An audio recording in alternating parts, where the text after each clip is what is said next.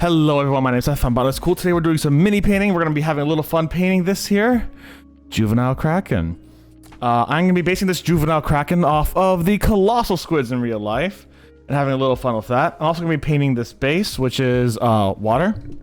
Just going to be water. I'm going to try painting it at least. I'll do my best for it.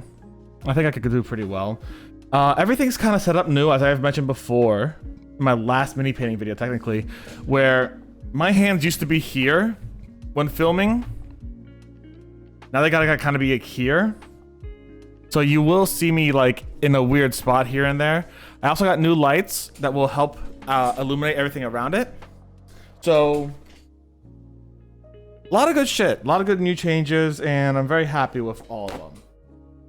That being said, let's get started.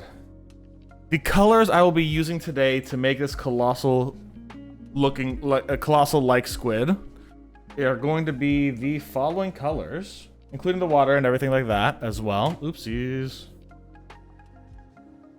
So much stuff first time around. Love it. Love it. The following colors I'm going to use are Cambion Red, Fire Newt Orange, hey Cece, Rust Monster, Underdark Indigo, Ghostly Blue, Matte White, and Matte Black.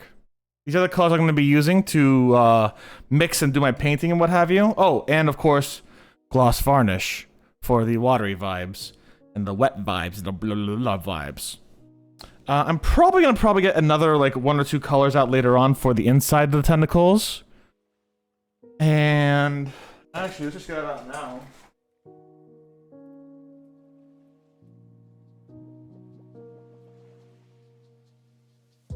I think goblin skin is gonna be... no.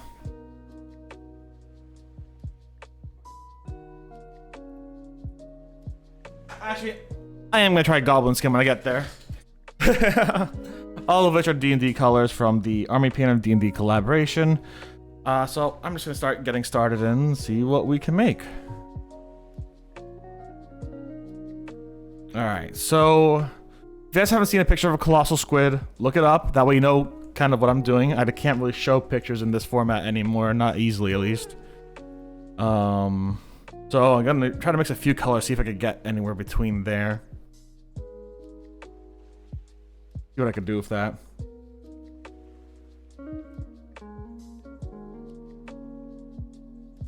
We'll get there when we get there, exactly.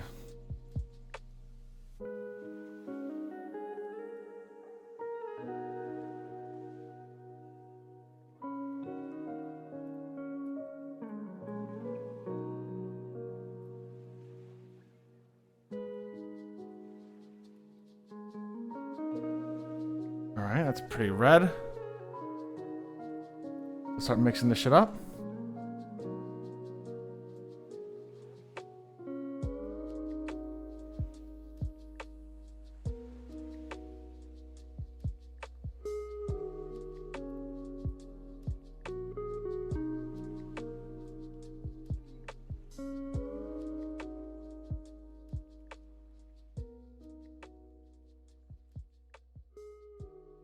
How does that look compared to the colossal squid pictures I've got?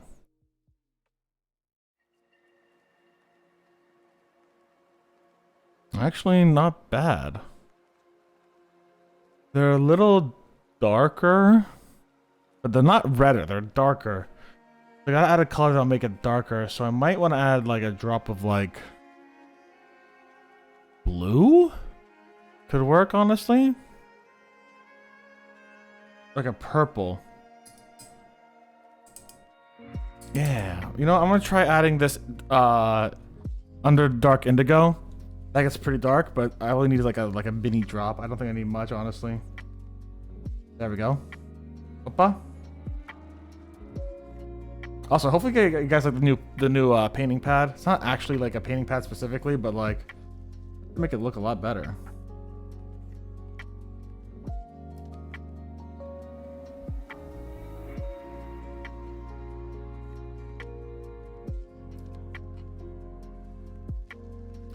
No, Well, take a look at, if you look up colossal squid, they're very red orangey.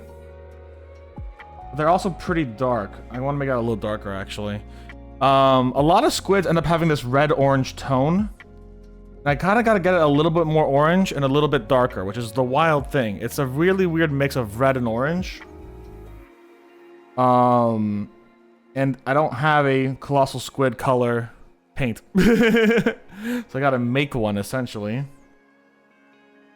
By mixing drop by drop a whole bunch of different colors.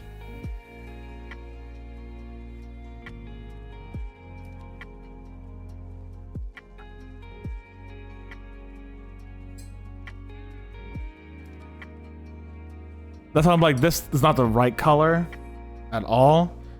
I think I gotta add a little bit more of this and we're good. But we are getting to a color that looks better. I will say that. I know, but it's not quite. It's close, but it's not quite.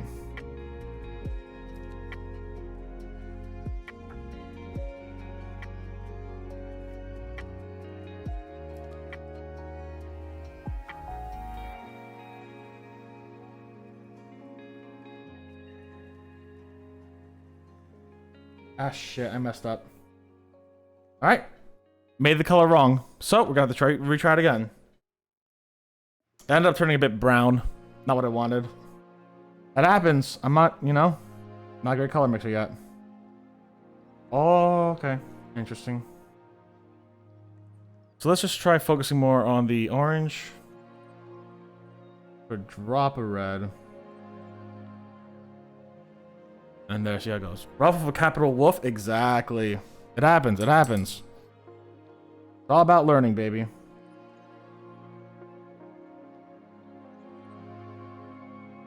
Well, here we go. Okay, let's take a look at this. That's a lot better. That is a lot better. That's a lot better.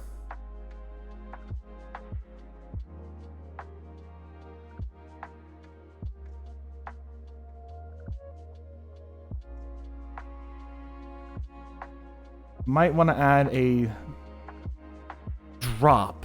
A drop. Just to add a little volume. No. I'm gonna have watercolor class for college semester. Oh hell yeah! No, these are acrylics. So watercolor is very different from acrylics. Watercolor is its own especially difficult form of painting. So good luck. Because you can't take back anything you do with watercolor. Acrylics you can kind of take it back.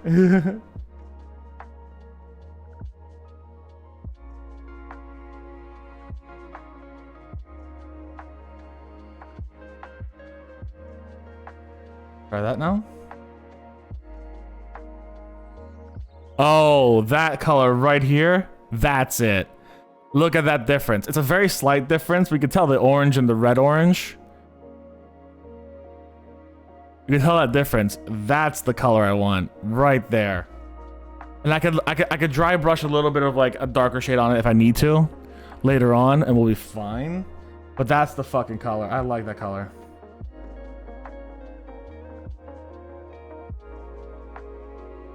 Hopefully I do, because this will be the final semester for college for me. Well, congratulations. I hope it goes well. What are you studying out of curiosity? Are you going for art?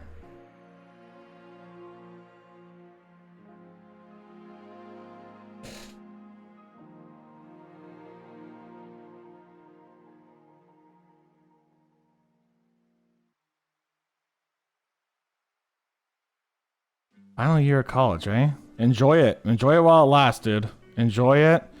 Have a good fun. Thanks. Comp sci with an art minor? Oh, that's really cool. Enjoy it. 100% enjoy it. Make sure to hang out with friends.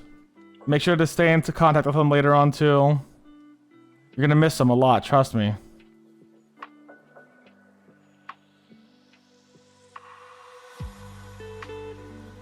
Okay.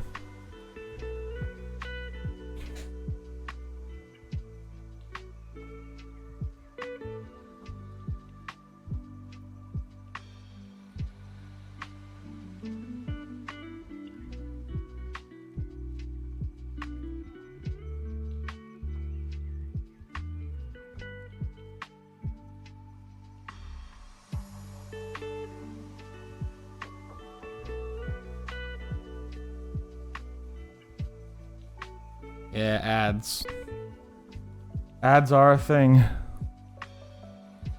Well, welcome back if you're back from the ads. I was going to say, congratulations. Enjoy your last semester. Make sure you make good memories with your friends. Make sure you get all the phone numbers and the Discords and all that stuff. And best of luck with comp sci and art. I hope it goes well. What are you aiming for in the future? Like, what kind of job prospects are you looking for? Are you looking for like digital art or something?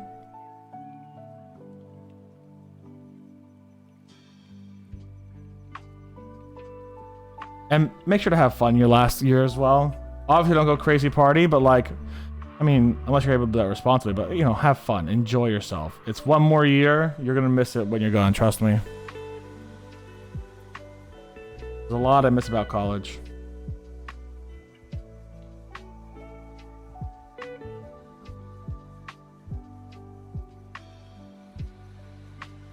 I think this is a good color. I think this was the right color. It looks kind of more orangey on the camera than it does for me, but it's a great color. I think this was a great color.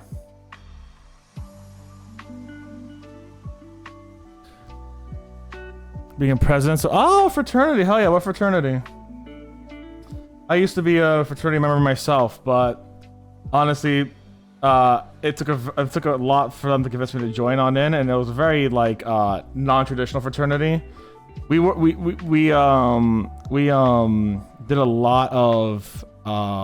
lot of community service, which was what I liked about it. But after a few years, I started becoming more assholey stereotypical with the fraternity. And it's just like, I'm not that big of a fan of it anymore. We used to do a lot of community service, and it was a lot of fun then. Yeah, what fraternity are you a part of?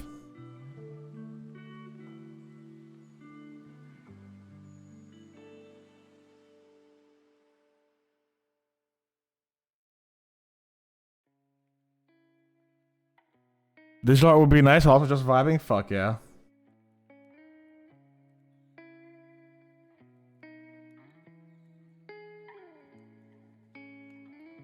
Love a good vibe.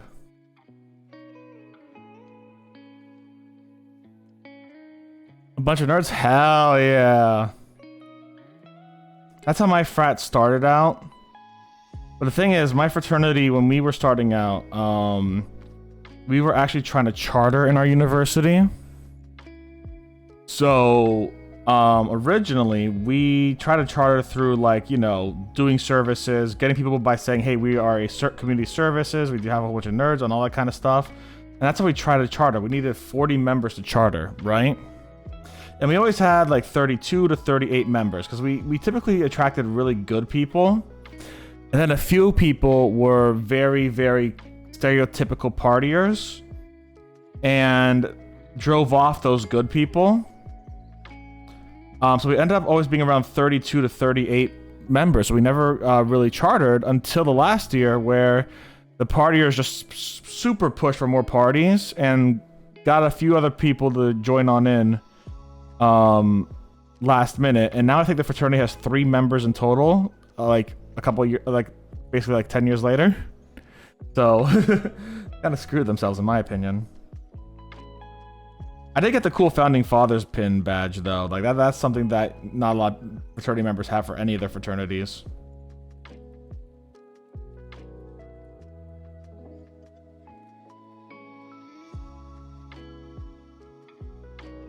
Who don't play Magic? Yo, let's go! A lot of the people in my fraternity actually played Magic too. Hell yeah. Especially at first. But again, my senior year it started to change. Before then, it was a lot. Before my senior year, it was a lot better. Like, none of my fraternity members were excessively bad. There was no hazing, which was really nice. But by George, some of them were pretty stereotypical. Not many. And that's what they try to turn it into my senior year. They tried to kick me out because I was considered a wet blanket. That was a fun thing. I actually have a few wild stories from that. So 17 members right now, but since only need to one to survive, since a lot of guys are got. Yep. I feel you. That's something that happened to my fraternity too. I feel you, dude. I have some wild fraternity stories that I just simply can't share on Twitch. They are fun though. They were fun.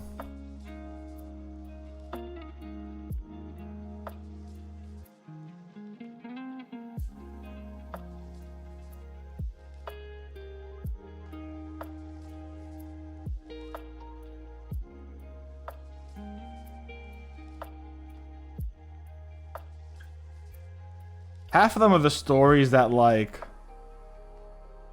I can't get a girl. Because, like, not that I can't, sorry.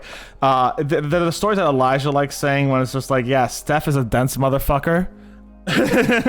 He doesn't understand when someone wants him. Those are, like, half my fraternity stories. The other half is just, like, taking care of drunk brothers. There's always a lot of fun.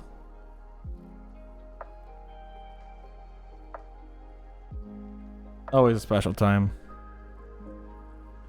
Is that not surprising? It's of course it's not surprising. It's a nerd group on our account. Hell yeah, I'm glad to hear it. We actually had a whole nerd society that my friends and I led. It was a lot of fun. We actually, the nerd society at my place actually hosted a thesis for a brony. And the people who were in charge at the time knew the brony, but the problem was that the brony was pretty hostile to people being critical of his research, which didn't bode well when people were like, hey, listen, so you have these statistics, can you explain XYZ? And just like got really defensive about being a brony. And it's like, okay, that's not a good way to defend your thesis. And then the Nerd Society was like, no, we're never doing this again. This was horrible. I never want to do this again. Stereotypical brony shit, yeah.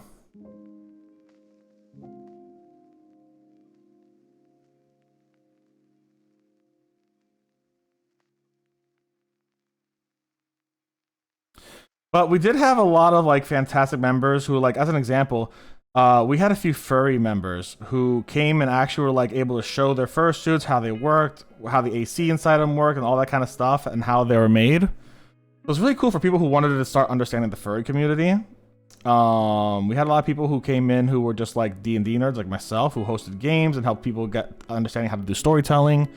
We had a lot of people who were just gamers and just gamed and hosted gaming events and what have you. It was honestly a fucking blast, that society. We had more members of we had more party members in our Halloween party. We had more people from our Halloween party than the fucking fraternities did, and we loved it. It was great. One of my favorite stories was the guy was standing at the table, sitting down, telling him his butt was right in my. Oh no. No, I expect you to be one of the who's all that gay. It's like, if only you knew, if only you knew!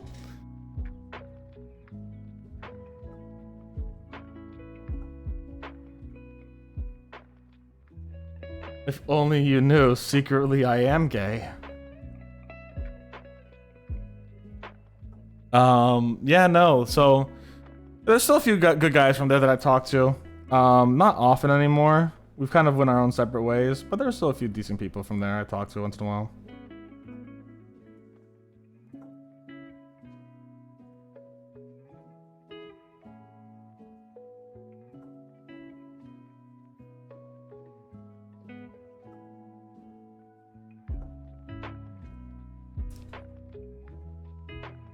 I need a little bit more red in there.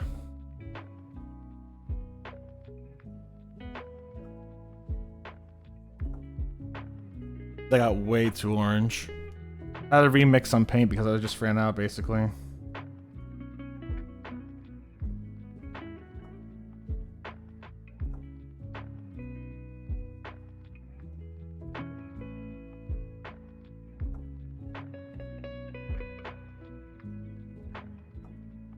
Closer. That's a lot closer. I'd drop more.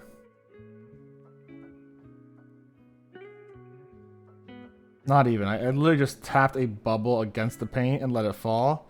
It's not even a full bubble of like red ink, red paint that came down there.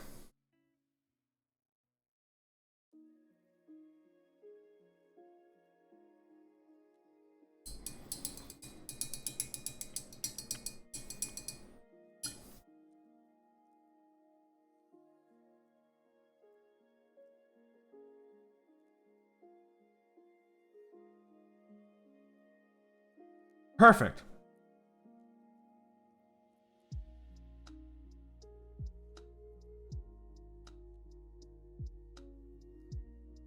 Loki, the way you show off the paint just makes me think you're painting your nails instead. Oh yeah, I mean, I paint my nails every once in a while. I haven't painted them in a bit though. Yeah, I would love, I mean, I'm not good at painting my nails. You wouldn't learn anything from me painting my nails, but I do intend to paint my nails probably later this weekend, honestly. It's been a while since I've had nail paint on. It's been like a month or two. I'd like to get some nail paint back on here.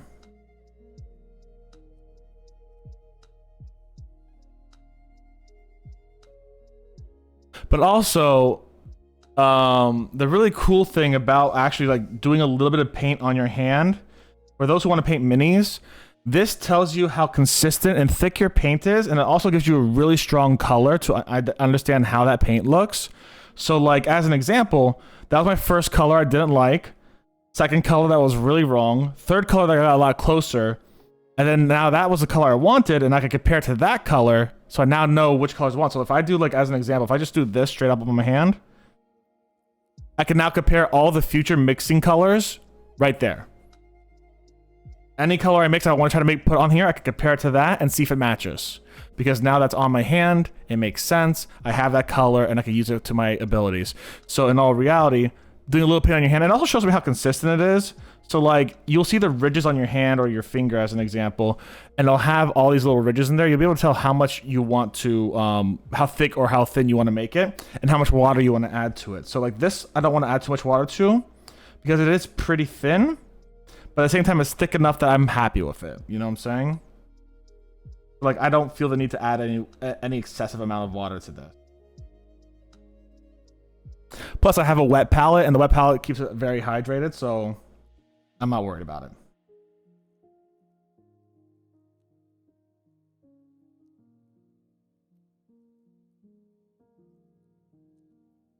I don't think the same trick can be done for watercolors. I'm just going to say it right there. Because watercolors act very differently than acrylics, but yeah. Yeah, but Splatoon player, I know, right? No, it does feel weird the first few times you do it, but once you do it, you get used to it, and it's just like, oh yeah, there's paint. And you can always do it on a piece of paper too, if you really want to. But like, you know, I can just wash my hands later, it'll be fine. That's how I think about it. I know a lot of mini painters do it. That's how Elijah taught me to do it, and that's how I saw people online doing it as well. Because that's just how it goes, you know? Some people just do it like that, and I'm like, oh, that's pretty cool. Now I can highlight this with an orange or a yellow later on, which will be very nice.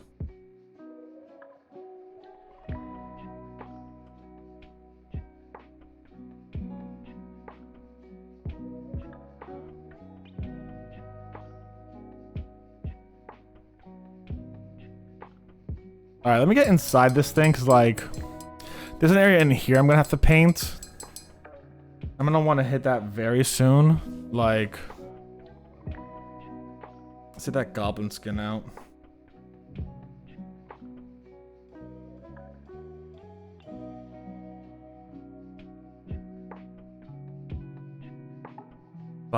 Oh, did you guys know Nintendo's doing an official collab with Converse to bring out Splatoon 3 sneakers? Only in Japan, of course, never in the United States. Why bring it in the United States?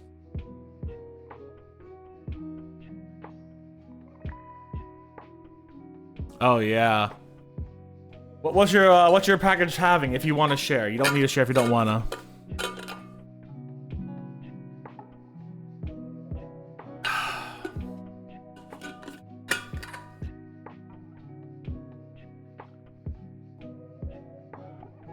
Yeah, I know. Sucks, eh?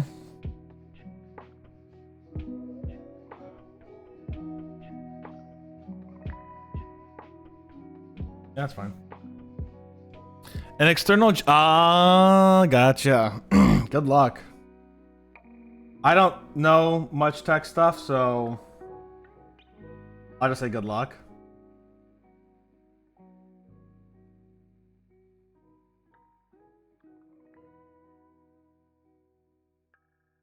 I have my friends really help me out choose my PC. If the shorts on eBay, you're gonna get one. Yeah, they're gonna be on eBay for like 500 bucks. They'll be on eBay for a premium, baby.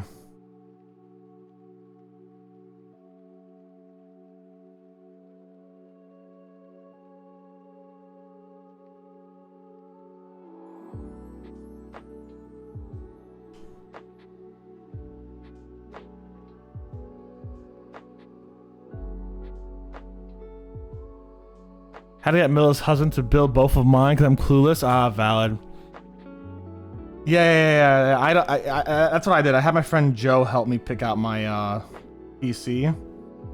He knew a lot more about it. I went between him and Elijah because they both know a lot more about PCs than I do. I'm like, what does this mean? What does that mean? And then I had my friend from my old job help me install more RAM. So it came with like 16 gigs of RAM. Then I added 32. Now I have like 48 gigs of RAM.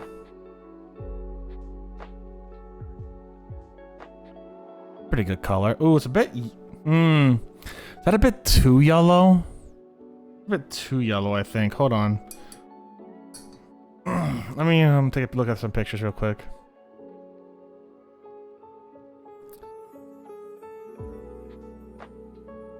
It's supposed to be whiter, but it's not completely white. So let's actually mix it with... matte white. That's what I'm gonna do. I'm gonna mix matte white with it, see if I can just add a little bit of tinge. Oh, wait, hold on.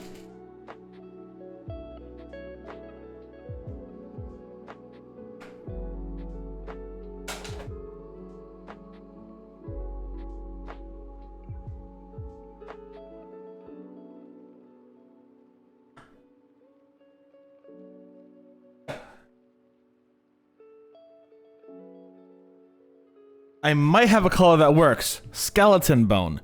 It's not pure white. It's off-white with a little bit of gray. Skeleton bone might work out. It's a tad yellow. It's a tad yellow, but skeleton bone might work out.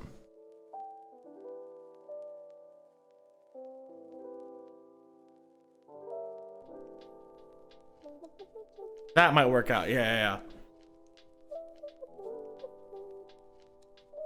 Also, real quick. Yeah, it does look a little bit better with white, huh? That's way too bright. Yeah, that's what I thought. Okay.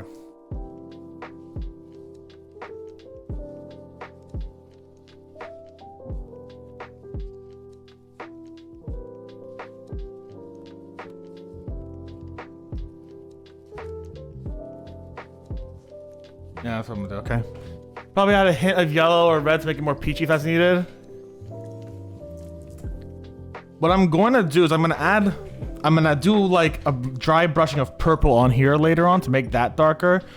What I want to do is kind of make this white gray, and I think the skeleton bone is gonna work out really well. And yeah, I've thought about it before.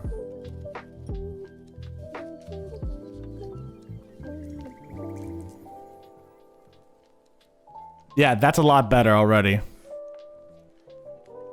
I'll show you how to get a little bit in there.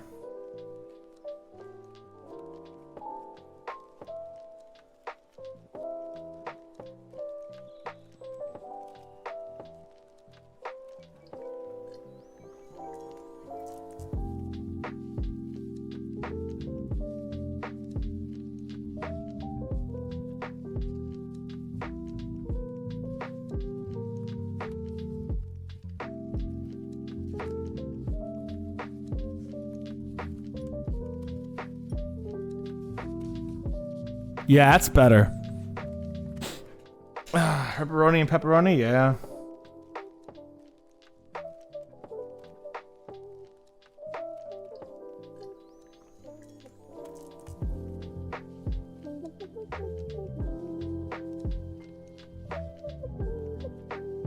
Yeah, I try to do 1 minute ads so they don't take too long for everyone.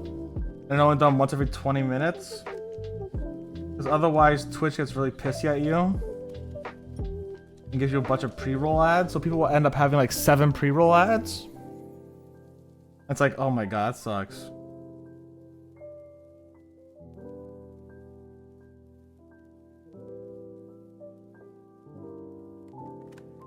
Yeah.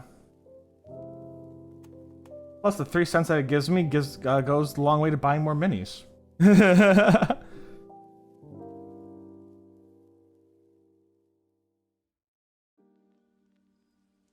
Which if anyone does want to buy me minis, they're on my throne, you can buy me a mini.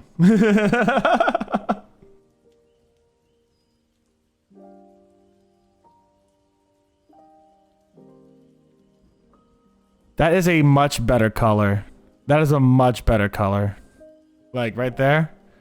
There's a like you can see that yellow down further on, but that bone white is a much better color. Which one am I looking at getting next? I don't know, honestly. Depends on where I go. So like as an example, my local shop has different minis that than Amazon has, because Amazon and the whiz kids on Amazon tend to have a very simple selection. Never a guarantee of that kind of stuff. Yeah, Bone's better. Bone's much better. But if I'm just taking a look at my throne alone, if I just put my throne real quick, the ones on there. Actually, can someone type exclamation point throne? Let me do it. Hold on.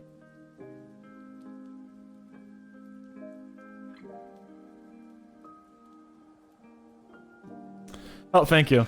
Yeah, because like my keyboard's far away. So out of the ones on my throne, ooh, that's a good question. So there's some really good ones on here. I see that I put the ships on here. The ships are fucking pipe dreams, if I'm being honest.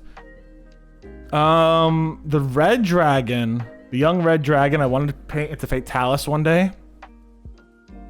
I want to make that look like Fatalis, and the young black dragon I want to make it look like Grima from Fire Emblem Awakening, because they have the same horn structure. The young green dragon is just green. I like it. A wyvern I want to make a Rathalos out of, and the fucking porta potty mimic is just really funny. That's how I chose them all. Yo, yeah, Grima. So the black dragon. If you guys don't know, I'm trying to take the minis I get and paint them some different way than they're just canon. So the black dragon has a very similar horn structure to Grima, with the protruding horns that kind of go out like that. And Grima has a very simple black and purple design to it, with like a whole bunch of like eyes on it, like 6-7 eyes on it. So it's not hard to transform that black dragon into Grima, that black dragon mini to Grima. The red dragon can make a good Fatalis because it's also the same shape. And not only that, you can make a crimson, white, or black Fatalis. So there's a lot of options when it comes to it. So I don't have a personal one I want to get the most. I just know I want to get them all one day. It's like Pokemon. You got to catch them all, baby. Just like the Pokemons. I love Fire Emblem. I haven't played Awakenings, but I want to play Awakening. It's a really great game, honestly. It's a really great game. I highly recommend it. I highly recommend playing Awakening. It's a great game.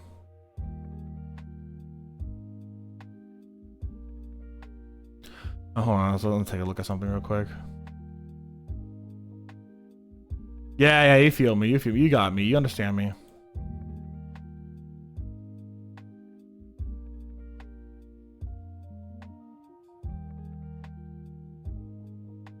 Seen the story, just finding a copy is so expensive. I could just emulate, but that's too much work.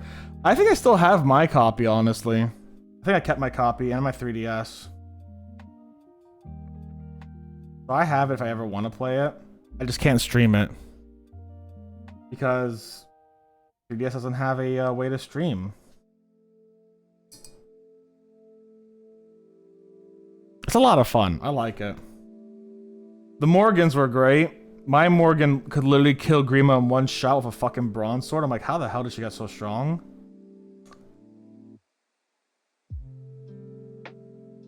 I don't know, but she did.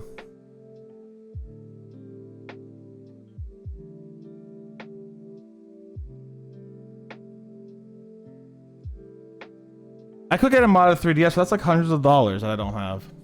Lucina's a favorite character. Also, they changed her VA to Alexis Tipton. I do not know who that is. But Lucina is a fantastic character. I think she's done well.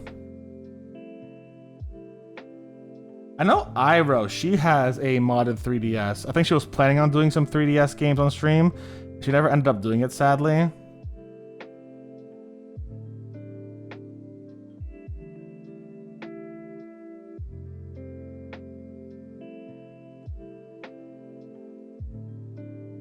If I had a modded 3DS, you guys would see me playing Story of Seasons every once in a while, too.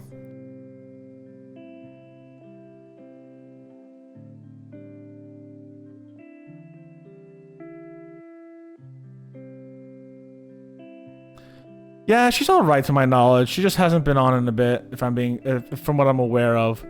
I've not seen her around. I'm sure she, though from what I'm aware of, she's fine.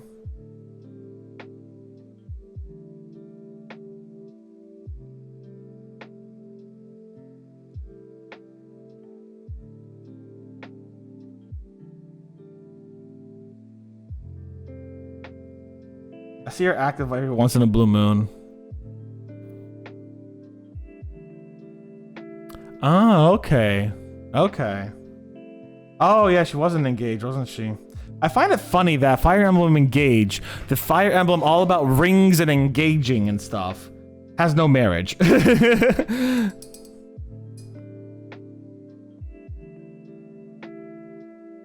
It's really funny to me.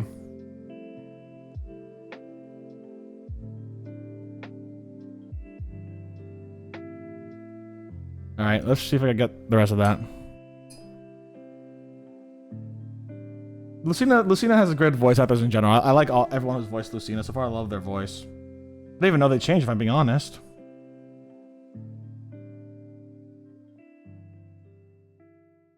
That being said, I don't know if either of them are, and it's only for Alear? I thought everyone got to, like, make a pact or whatever.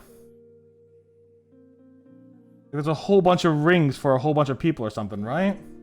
There's one ring for Marth, one ring for Lucina, one ring for, I believe, Celica's back in there. Like, holy shit. Why can't I have my boy Alm?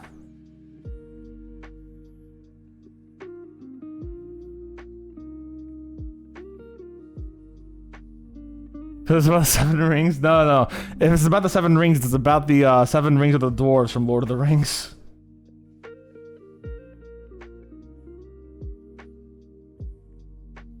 Shang-Chi was actually about the Lord of the Rings. It was 3 for the elves, 9 for the humans, and 7 for the dwarves, right? Oh yeah, no, I know they're not marriage rings, but like it's called Fire Emblem Engage. You use rings. It's kind of like, hey, you know, it's really funny that you have a lot of ring symbolism and stuff, but not a single bit of marriage, even though you're called Engage. It's like, it's just really funny. I know that's not the point of a Fire Emblem game, typically speaking, but it's funny to me.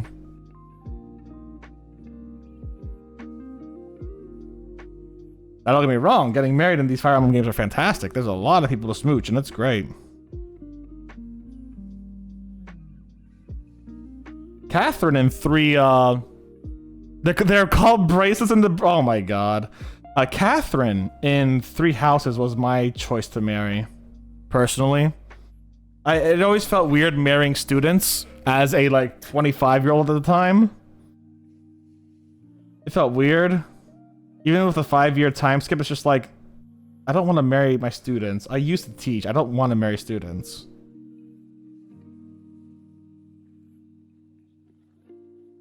But Catherine, on the other hand, woohoo! Yes, please. I will marry Catherine. Let me smooch that lady.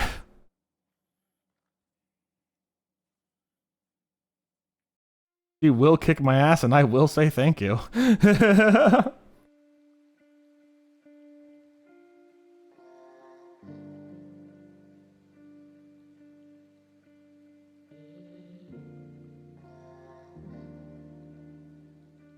But I understand everyone's absolute adoration of Claude. I love Claude too. He was such a fun character.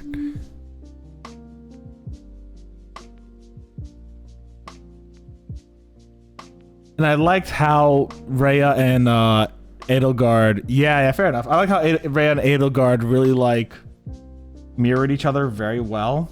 They're basically like two sides of the same coin. It's a really weird way of looking at it, but that's kind of how they really are.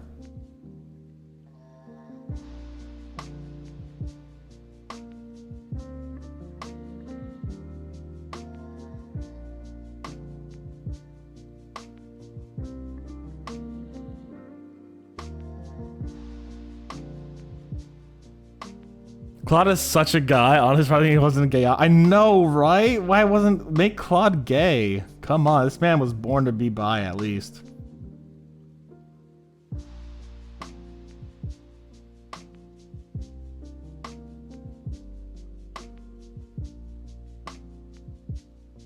I know his voice actor. I don't know if he's gotten any trouble or anything. I know there was something about him a little while ago. Nothing too bad because it's like blown away.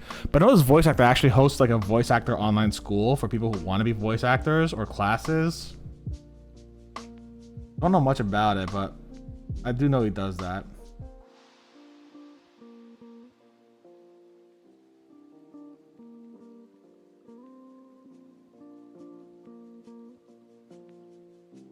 Allow.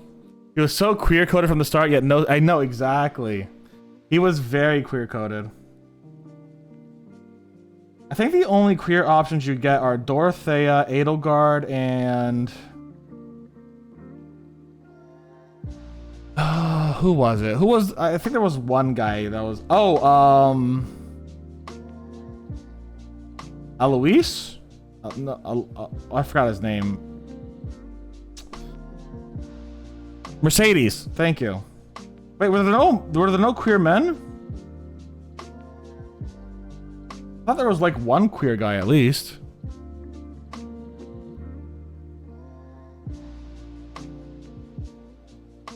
Lindhard, thank you.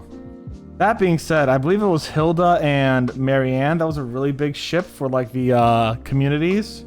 When you S plus them, it was only like, oh yeah, these two best friends wrote love letters to each other every day and made each other very special jewelry. And they're best friends. Nothing else. They're best friends. They only sleep together in the same house and bed and for economy, you know? Yeah, those two are a really big ship. I will say this, Flane's and Ralph's, and history will call them best friends, exactly. Flane and Ralph's relationship, not romantically, but I think it's like their B support is really funny, because Flane's like, hey Ralph, can you please teach me how to be like scary and intimidating? And he goes, yeah, I could do that, no problem. First thing you gotta do is you gotta get your roar. He's like, roar, and she's just like, roar, and it's just a fucking adorable little like moment between them. It was so fucking cute. Like Flade's like, I want to be intimidating, and he's like, yeah, give me your best battle cry, roar. She's like, ah. Fucking adorable.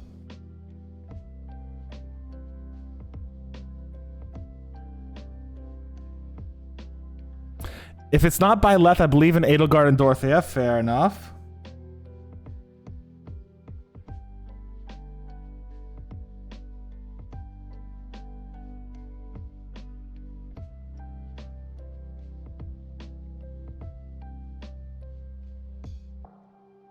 This is a cute game, yeah.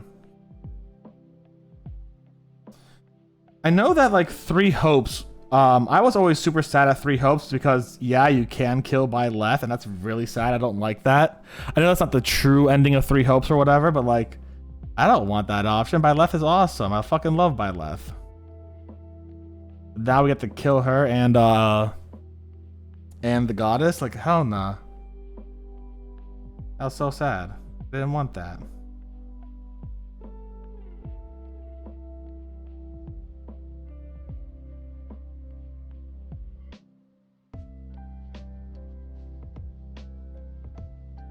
You can recruit her either way, but like, there was an option to kill her, which is sad.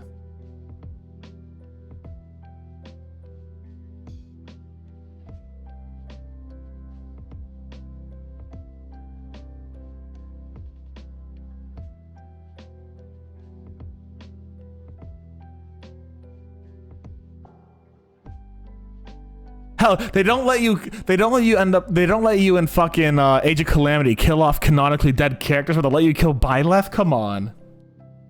Come on, Age of Calamity, you should have done better and let us kill off all the champions. They should have died. That is my fucking... I will die on that hill. Age of Calamity, everyone should have died.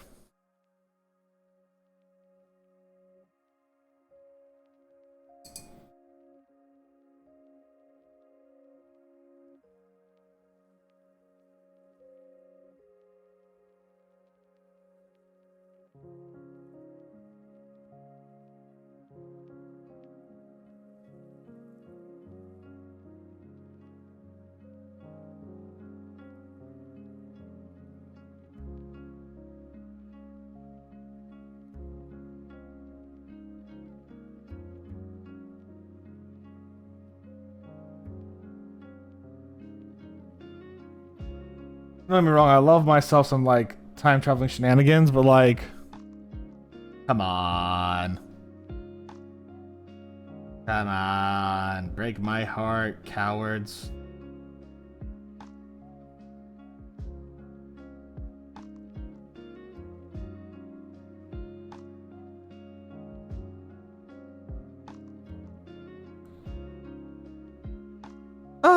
Age of Calamity was just, it was fine. I didn't play much of it. I didn't get too invested in it, if I'm being perfectly honest. I think Age of Calamity followed what would have been the actual story of Breath of the Wild up until a very specific point. But there were some parts of it that were really good. There were some parts. What's her name? Riju? Her voice actor was so much better for fucking in Age of Calamity than normal. Like, her voice actor was fantastic. They actually like had diverse voice acting, which I really appreciated, if I recall correctly.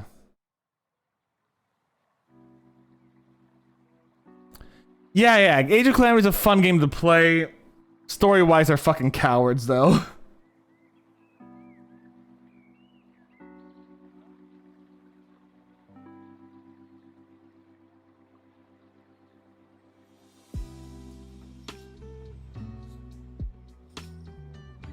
Like little dots here and there that I gotta like really get at. It looks so much more orange on your guys' side. Oh my god. It looks a lot less orange on my side, but it doesn't look... It's pretty close when I put it up here. It gets a lot closer to the color, but yeah. Alright, let's see if we get those insides again.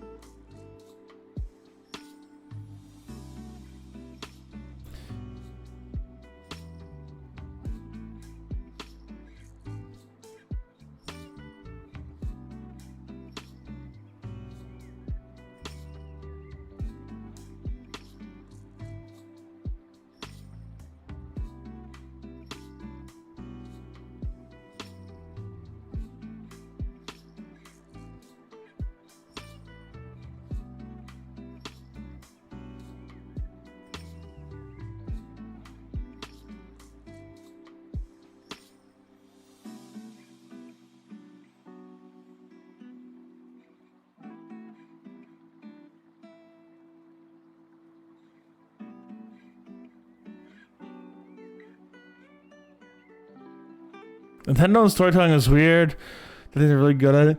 Well, here's the thing. I think that was a Koei Tecmo thing. Like, it's a Warriors game. It's supposed to be uplifting and positive and all that shit, but like, I know that like Nintendo didn't write Age of Calamity. I don't think they wrote everything about Age of Calamity. I think that was like, it was mixed between Koei Tecmo and Nintendo. Like, I wouldn't be surprised if Koei Tecmo was just like, yeah, let's do this thing so we can bring in like all these other heroes that people love and stuff, you know?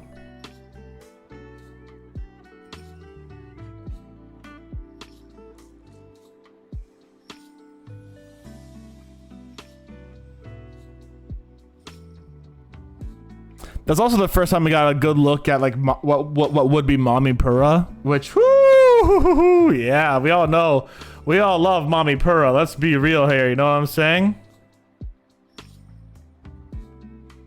Like, whoo, baby. Oh, yeah. I agree 100% on that one. Like, god damn, that thirst for Purah though. Whew. Not gonna lie, I was subjected to it.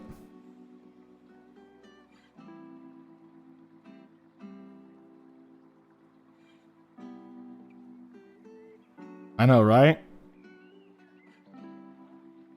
Like, god damn.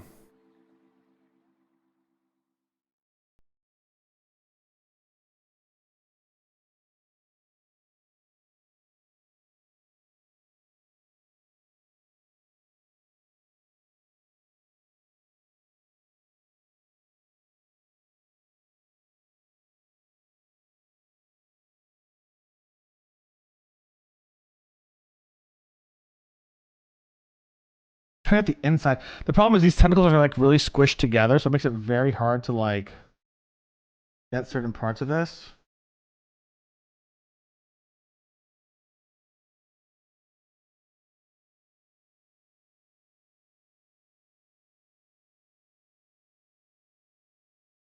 Actually, I think the Breath of the Wild Zelda Zera has the best. Zelda has the best design I've ever seen. They're good. They're good fucking designs. Yeah, I agree on that. Most people who don't like the design of Breath of the Wild Zelda, they don't like the hair. Like, that's fair. Also, like, she looks great. Very, very pretty. Very Zelda-y.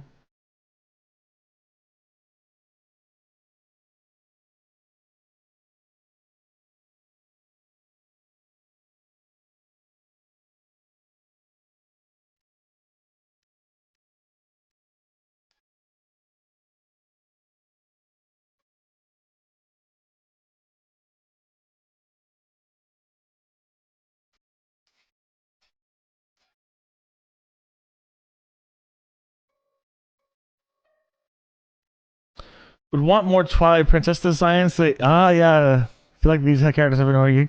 Yeah, Twilight Princess was a fun game. I like that one. It was my first Zelda game I beat.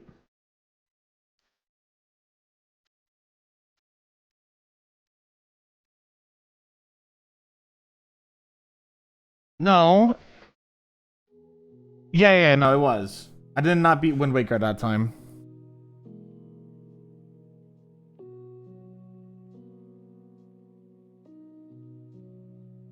Alright, let's get a more specific brush. Bit of a smaller brush. And more fine details now. Toy remakes in the game are incredible. No one can tell me otherwise. Ooh.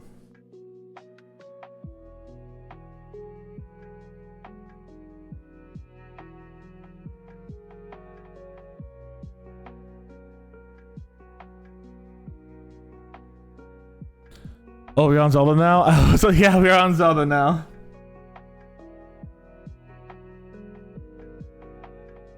We're talking Zelda.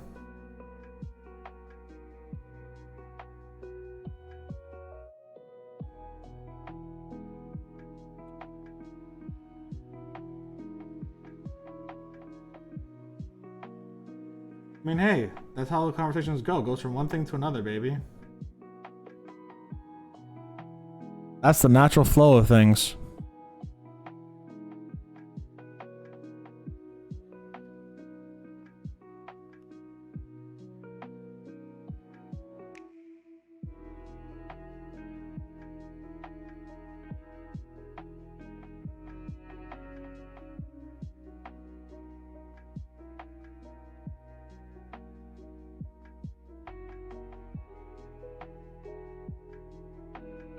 So excited for Echoes of Wisdom. Yeah. I'm excited for Echoes of Wisdom too. I might buy it. I might not because I'm laid off, but I might buy it.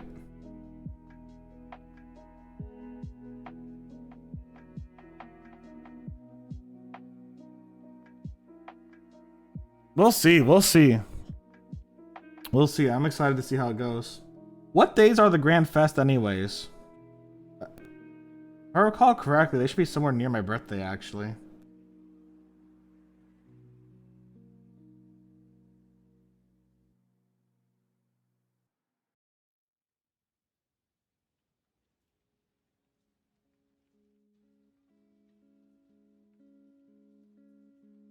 August 31st? Oh, never mind. They're a week before my birthday then. I'm considering, just for Grand Fest, turning back on Splatoon for a little while. Just seeing how it is. And participating, I think, for Team Future's who I'd go for, at least.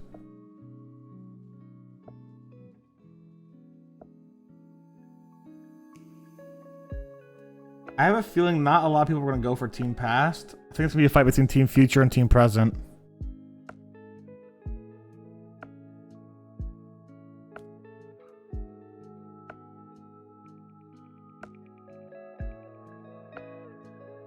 September 12th. Okay, so it's a couple days after my birthday. All right, cool.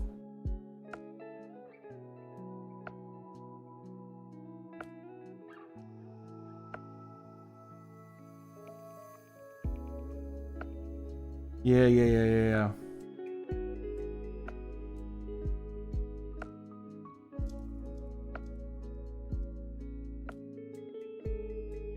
For sure.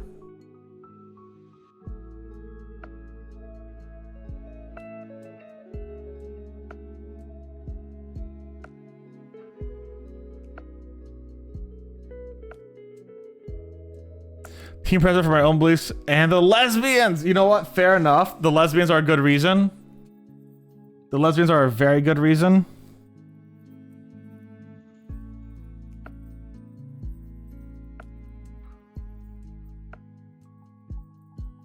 Honestly, I was between present and future too.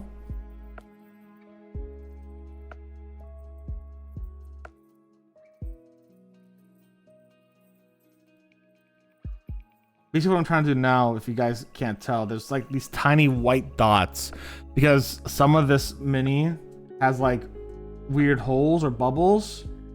And just trying to get those in real quick. I love Off the Hook so much. Literally my keyboard and mouse have the lights of Pearl Regina. Oh, that's cute.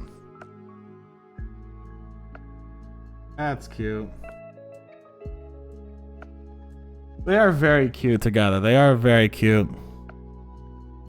I'm excited to see what they do for Splatoon 4. I probably won't play it a lot, but I'm excited to see what they do for it. It'll probably come out with the next generation of Nintendo consoles, though. I don't think it's going to come out anytime soon. So, like, maybe 2-3 years from now. I think we'll get next generation console. They've been kind of hinting at 2025 a few times, but I think we'll get 2026, 2027. They've hinted at 2025 a few times, but I think we'll get it 2026. It's my gut instinct.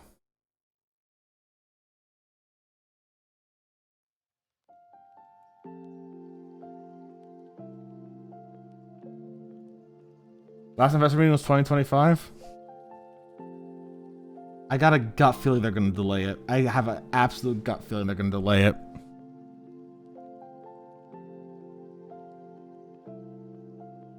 I have savings for it either way, but I have a gut feeling it's going to be delayed. I wouldn't be surprised if it's like super late 2025, like holiday, which would make sense. Like buy your kids a Nintendo for the holidays, or early 2026. I wouldn't be surprised at all. I do not think it'll be like first 2 quarters 2025, personally. I think the earliest it'll be is September 2025. That's just a gut reaction, though.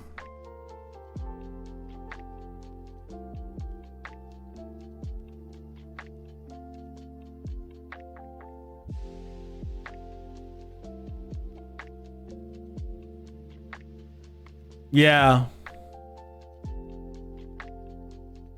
Yeah, you never do the big things in quarter 1, exactly. So like, yeah, so they're gonna be giving information about it next fiscal year, March. Which just kind of, I do not think they will,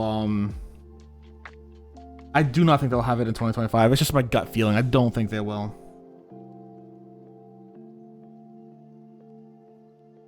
I think they're gonna have to get it before 2027, easy, because they are already lagging behind in the tech space, like in how, and like, you know, in their tech for their Switch and stuff, and they will continue to lag behind if and they won't be able to compete as well. But Nintendo doesn't give a shit. Nintendo's fine on its own, but it'll be a lot harder for them to compete, because if Sony ends up getting out, Sony or Microsoft end up getting out even more shit by then, they might just be left behind in the dust. Never truly and fully, but Nintendo's a niche market compared to Sony's and Microsoft's like more broad market. They're gonna have to like do something soon within the next 2 years, 3 years. They also don't have a lot of. I do wonder if the Wii U didn't fail the way it did, if it could be what the Switch would be, because it was released far. Yeah. Yeah. The Wii U kind of sucked, from what I was told. Never got it. I did consider getting it for Splatoon 1 because I was really interested in the game, but I never did. Obviously.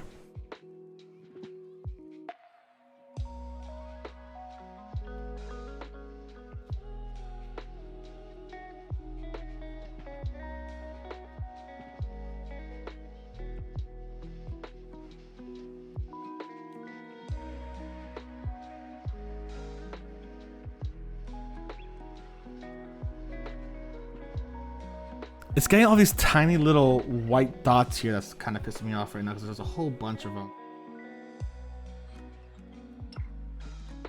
Really come.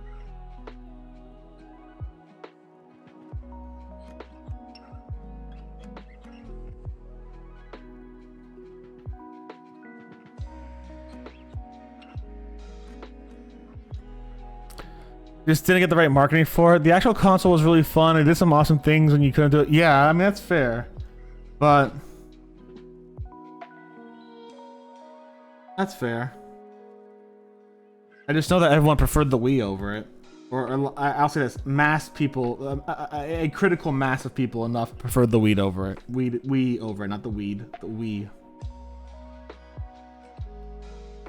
Some people might have preferred Weed over it too. Though the Wii U was launched space is what launched Splatoon, saved Bayonetta, introduced a 10-year-old Mario. Yeah, that's true. The Wii U did work, it just didn't do amazing.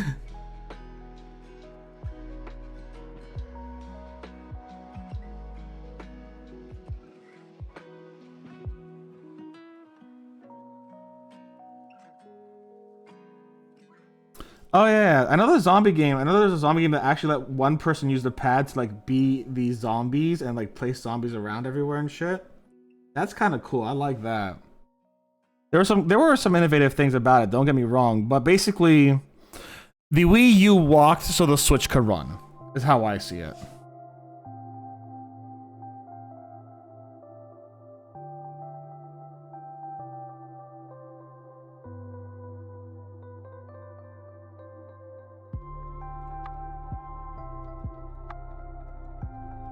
What if they just make another Virtual Boy? What if they just make another Virtual Boy?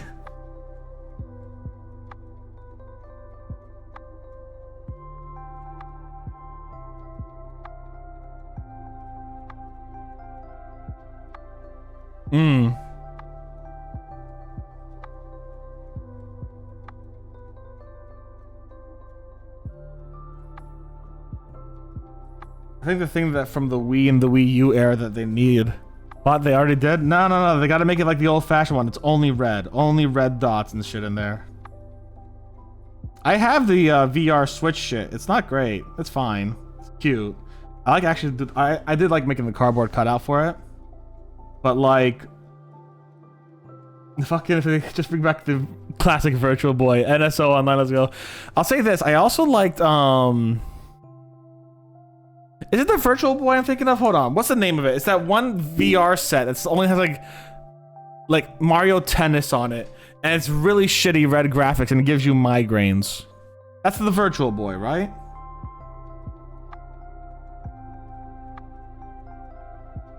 Yeah. Yeah, just bring that back. Bring back Rob.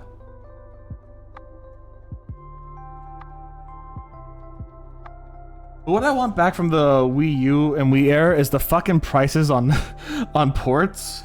Like, holy shit. It used to be so cheap on the 3DS to get Pokemon Crystal for like $5. And now you have to spend hundreds of dollars getting an original copy or emulate it.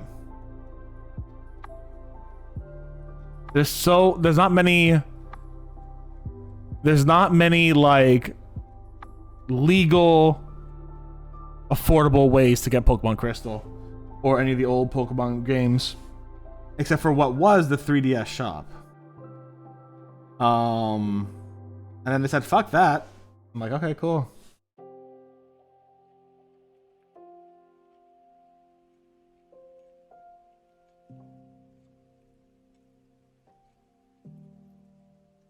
Rob was something. Yeah, I know Rob was something else. Bring back Rob again. We want Rob and Virtual Boy. That's what we want. We don't want Switch 2. We want Rob and Virtual Boy.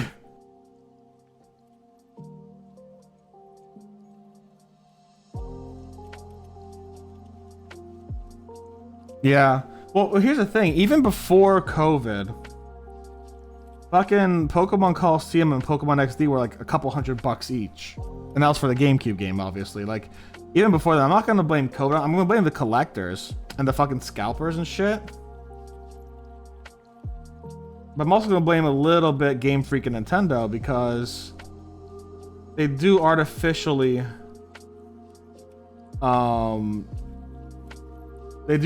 limit supplies. Scott, yeah, exactly. I do wonder how they would bring back Rob considering how he worked. And yeah, there were some odd games that only had one or two. Yeah. You know what? They'll bring him back with Magic. Nintendo Magic. That's what they'll do. They'll use Nintendo Magic. I get these really weird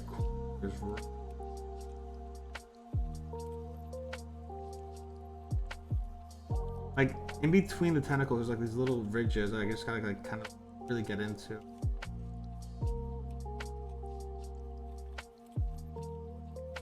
You know what? No. Alright. Unironically, you know what I want them to bring back? I want them to bring back the fucking gamepad, the game glove.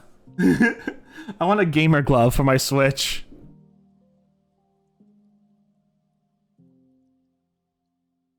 There is the amiibos. Yeah. I like the amiibos are cute, but they're expensive as shit.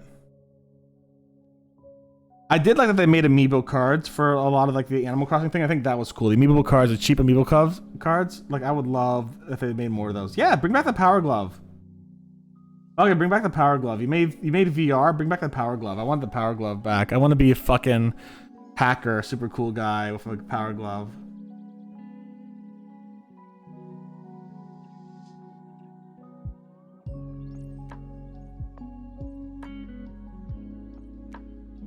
Let me look like a fucking nerd that no one ever wants to date. Make it so that I can never actually get a date again. Nintendo, do it. You won't, cowards.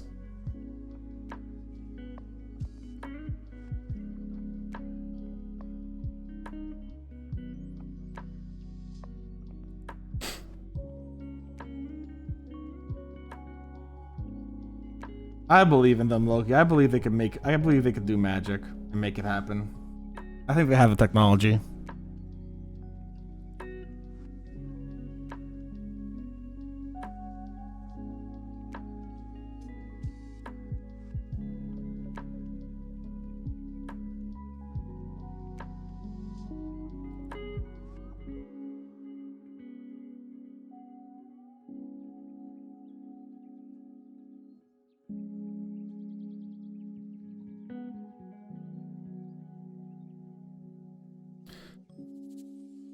New amiibos aren't too bad. The price are at 50. Oh, wow. $15? That's not too bad. How much does the female corn amiibo go for? I don't know. Cause like last time I checked, the amiibos were around the 20s, but I just stopped paying attention to them, and I just got like I don't have one near me, but I just got amiibo cards that I got off Wish. I mean, I legally purchased all my amiibos.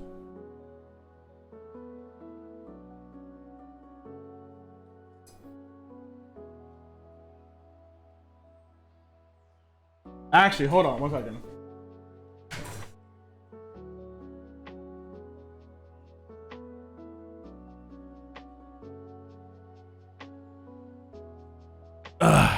Just to show you what my amiibos, like, here are my Splatoon amiibos. Like,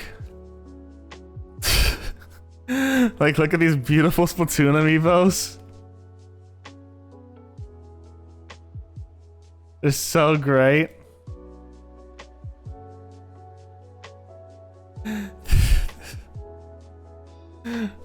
They're such great knockoffs. It's so good.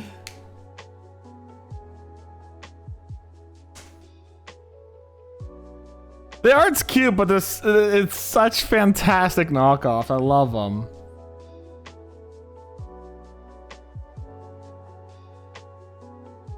The Zelda one gets really wild though. The Zelda one's really, really wild.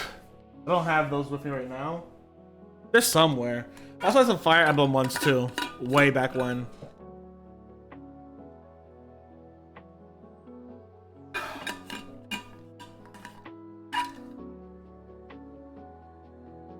But I forgot the Fire Emblem ones at my friend's house, so she has them now.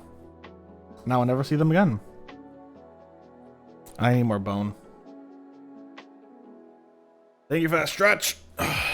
Oh, that's my back.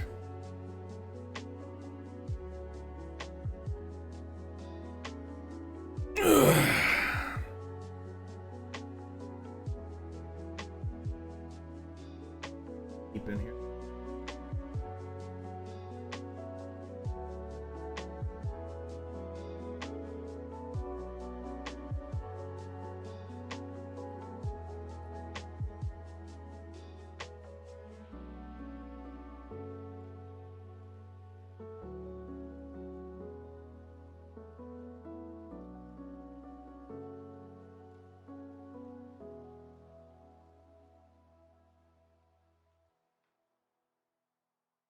How did oh, she's a good friend then? Yeah, she's a good friend.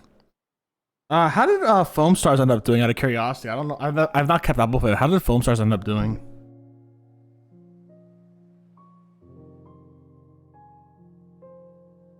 I know Ninjago is pretty close to that, or whatever it is. Not Ninjago, the bubblegum ninja guys, whatever they're called.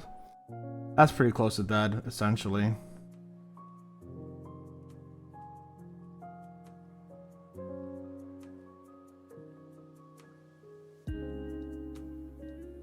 Yeah, that makes sense. I just don't have the money to buy amiibos. I spend it on this shit instead. There was a guy at 2012 SuperCon, or was it 2016 MegaCon? I don't remember. Anyways, who had custom amiibos. I think the comp died, and I haven't heard. Oh wow! But for music, not many gameplay. Okay, gotcha.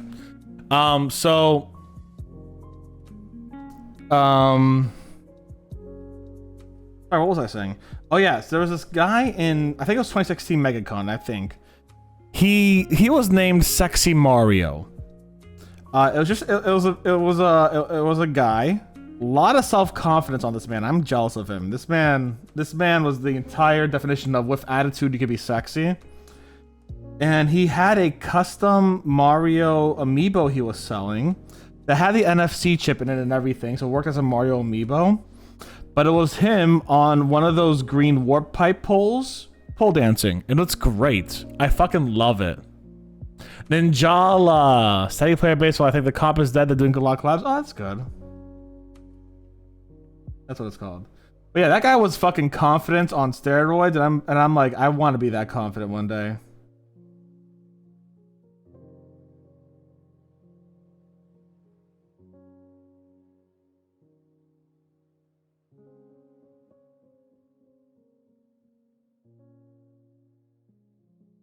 Why not now, bot? I don't have that much confidence. Not in my body, at least. Fuck no.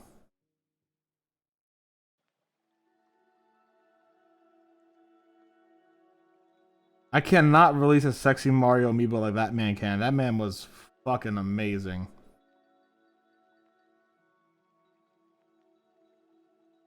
That part is I found his Facebook page a little while back.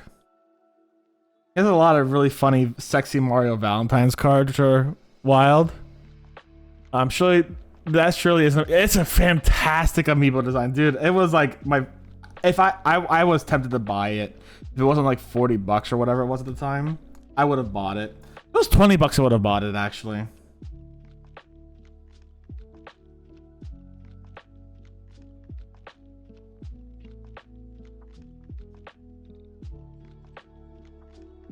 But yeah, those sexy Valentine's Day cards he made were fucking hilarious too. A lot of pipe euphemisms, obviously, and plumbing euphemisms. But like, man was funny. Loved him. Loved him. I don't think he does cons anymore though.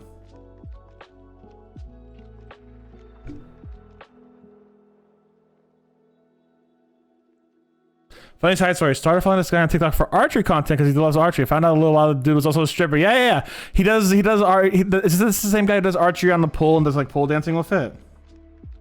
I like that guy. He's good. He's good on this content.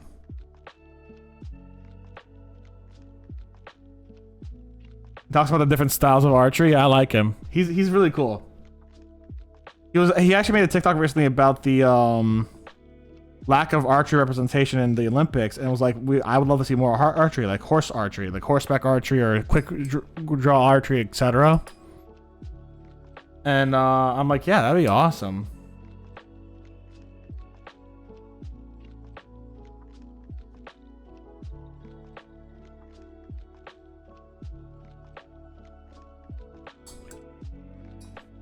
It's a lot of fun. He's really good.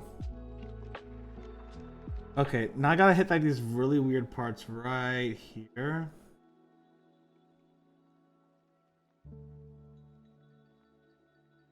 Really hard.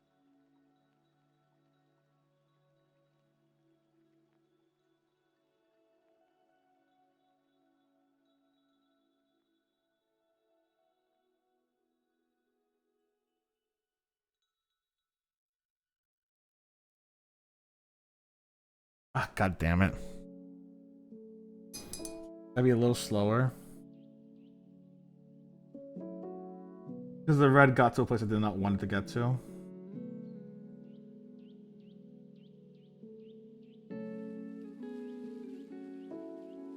Yeah, archery has a lot of elements for sure. I would love to see more kinds of archery too. Bring back jousting Olympics.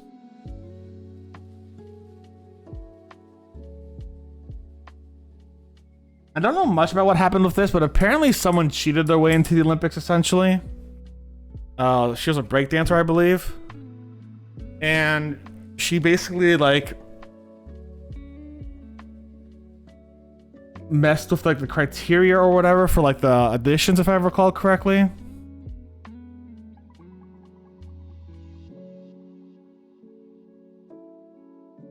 Depends on the route. Sometimes it'll take a while. Depends on the route.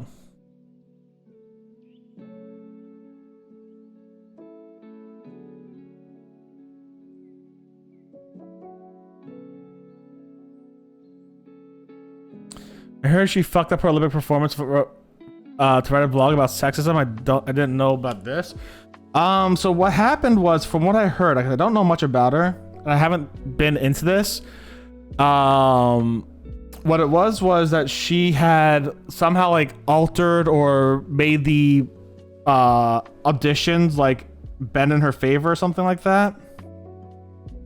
She is a professor. I do remember that she is like a professor in Australia about like sexism and what have you. But like, she's from what I remember, she was it was alleged that she had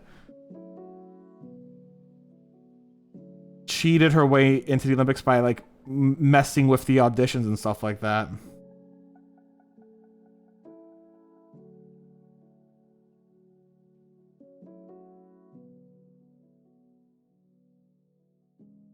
Let me just fact check that real quick. Hold on.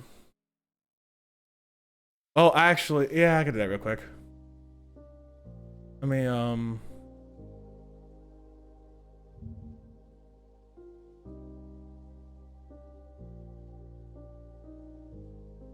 let's take a look here.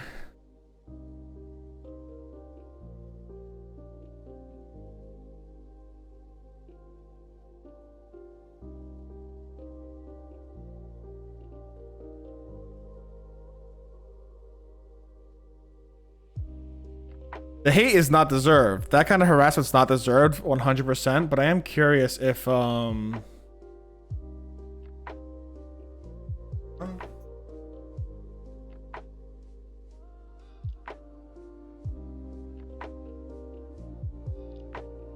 amount of harassment she's facing is widely circulated petition that asserting Ray Gunn manipulated the selection of the Australia's breakdancing team, premised on falsehoods about the. Oh, okay, fair enough. This was done earlier today. The Australian Olympic Committee denied all the allegations about Ray Gunn cheating her way up there.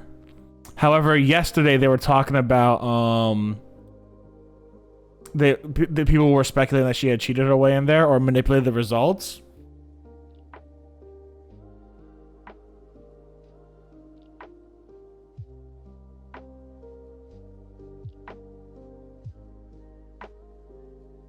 So today they came out. Today Australia literally came out today, this morning, and said that's not true. There was a misinterpretation on how that happened. So Ray Gunn's mind blogging Olympics, Australia. All right, yeah. According to the Australian Olympics Committee, she got to the Olympics in a completely legitimate manner through the Oceania qualifying event held in Sydney in October 2023, conducted under the Olympic qualification system determined by the international governing body, World Dance Sport Federation, as approved by the International Olympic Committee. They insist she didn't cheat at the judging process, which consisted of 9 independent international judges who were brought to Australia specifically to provide fair, expert, and transparent education. So yeah, she was accused of it, and it looks like today they were proved right.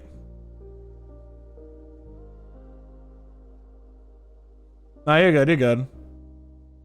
Yeah, she did. I mean, I don't know about her breakdancing skills, but her performance was actually pretty bad. I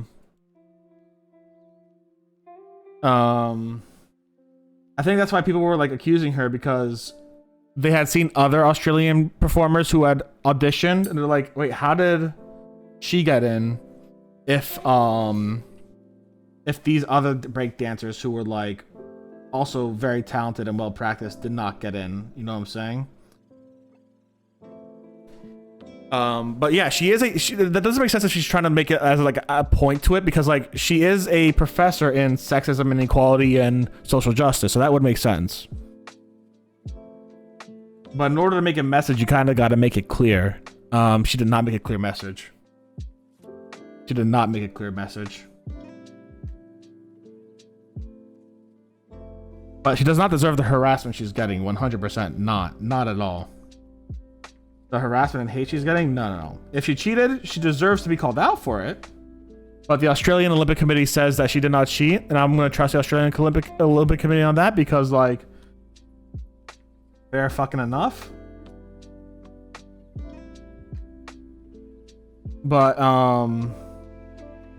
yeah, that's it. If you want to make a message, you got to make that message goddamn clear, or else it's going to backfire.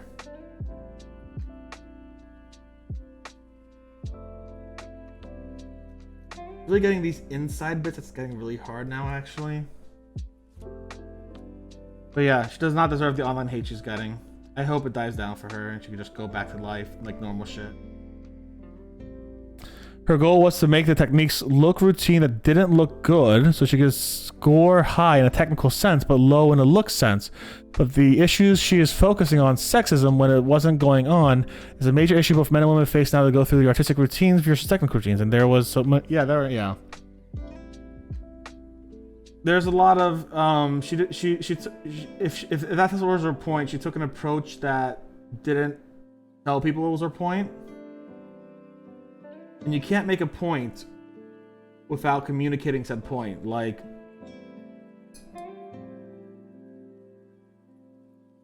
if you do not communicate what you're trying to teach, it's not going to be learned. It's just basically how it is. You know what I'm saying? That's just literally how it goes.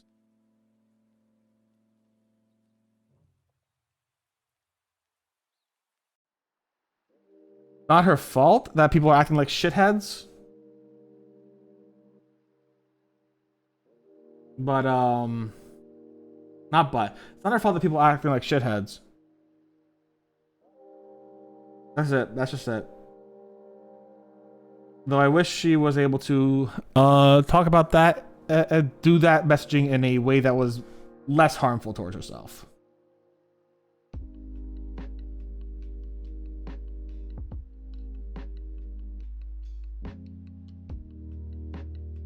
Because no one got that messaging. Not a single fucking person.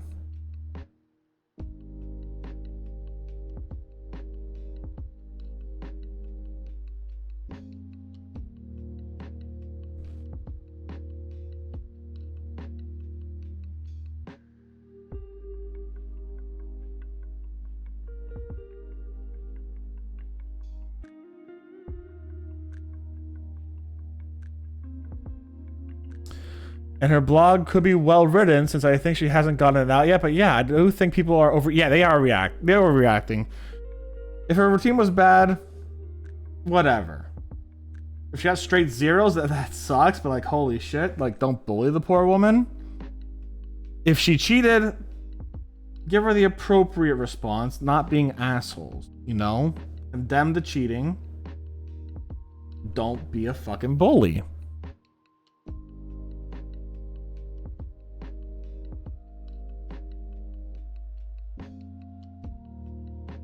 You can condemn cheating and not be a bully, but these people are just being bullies at an accusation that has been disproven, or at least the Australian Olympic Committee has said has no roots in reality today. But alas, it is the internet. Exactly, alas, it is the internet.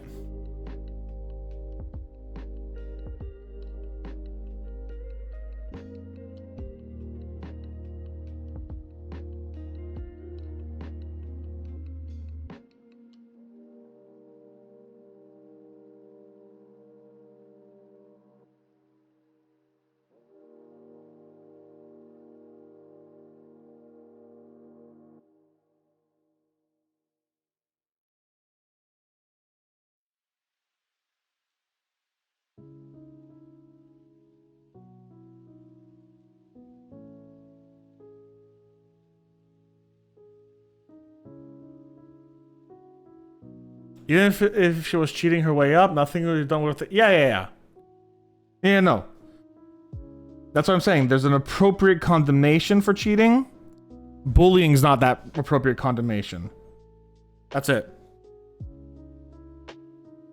Bullying and harassment, not the appropriate in any sense or the form.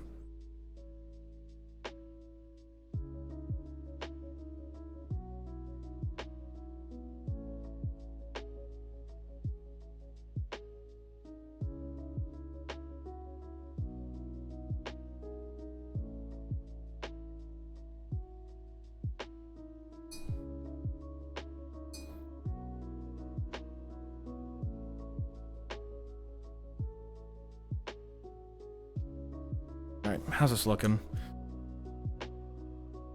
The details. The problem is there's just some like fucking dots of white.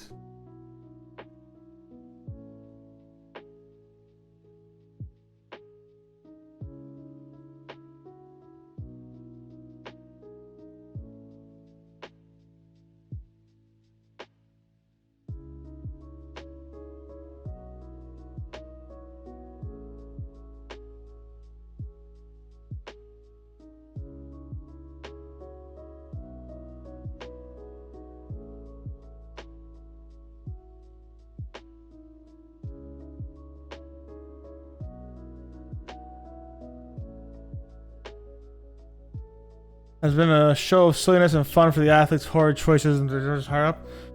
The Olympics this year has been a train wreck in general, from what I'm aware of. Whether it be the political situation in France where they're trying to clean the river and they fucking failed. Or like they're trying to give the Olympic Committee, the Olympic participants cardboard fucking beds. Which primarily just be like recyclable or whatever the shit, like no AC in the middle of summer. Like, hey, that's cool.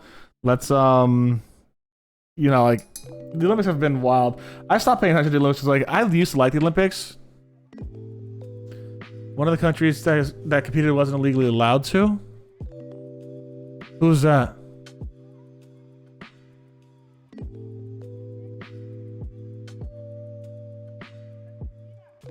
Or am I just missing something very fucking obvious and being an idiot about it?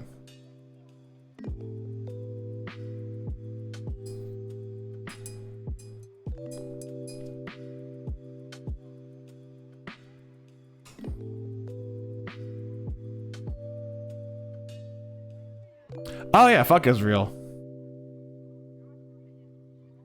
God, they were in the Olympics? Oh, they were, weren't they? Oh, fuck that, yeah.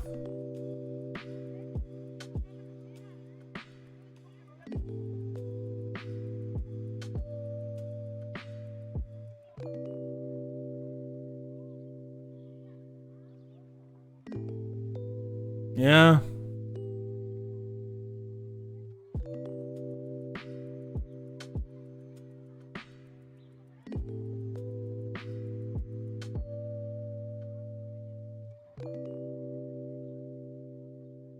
God, I didn't fucking remember. Yeah, so that was something that was super obvious that I should have known immediately. Fucking brain farted on that for a second.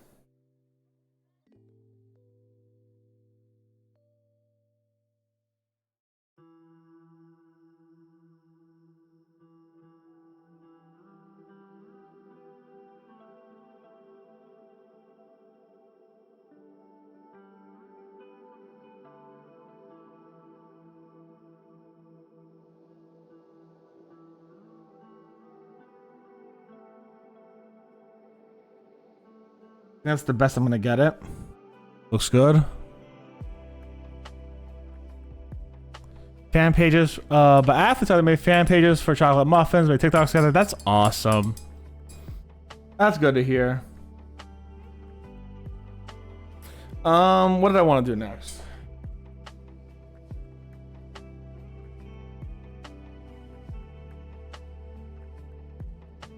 All right, that's what I'm gonna do.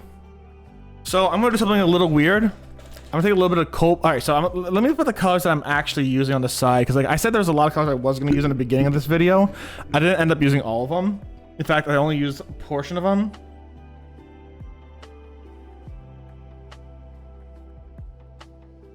And I switched out a whole bunch of colors too.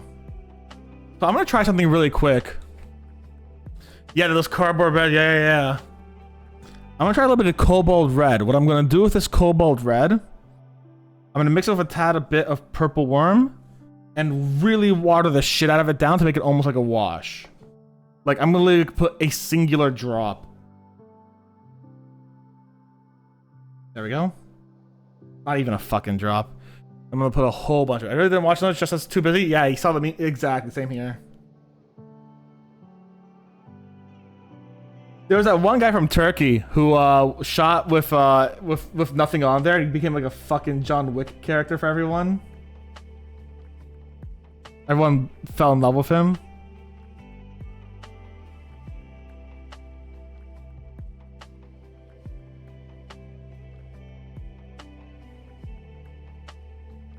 I remember that guy.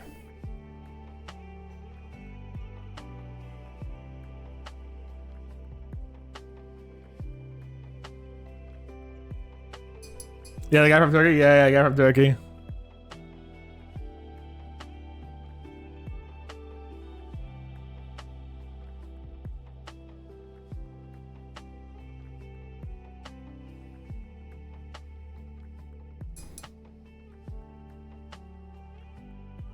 Everyone fell in love with him. I'm like, yeah, fucking fair. This guy's cool as shit. You kidding me?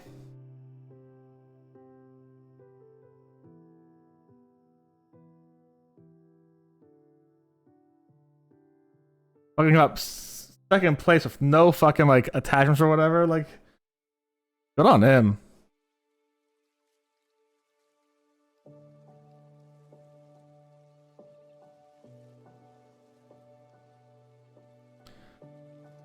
If Yusuke from Persona 5 was a sniper.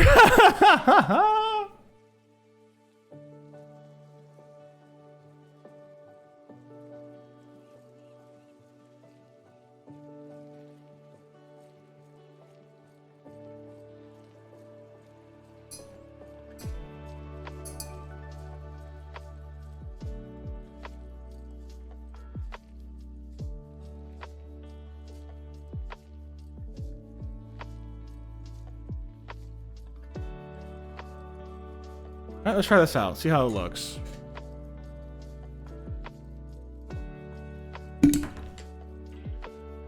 Let's see how it looks.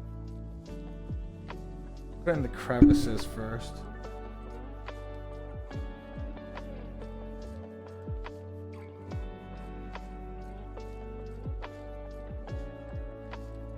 Change, so let's add a little more.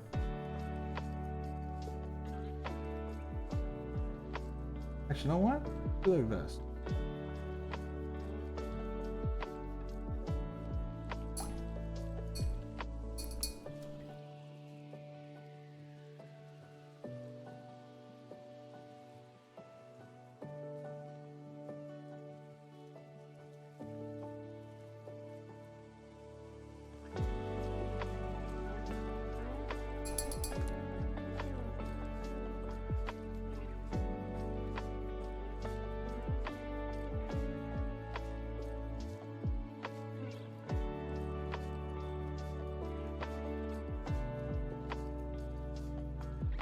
I have an intended effect.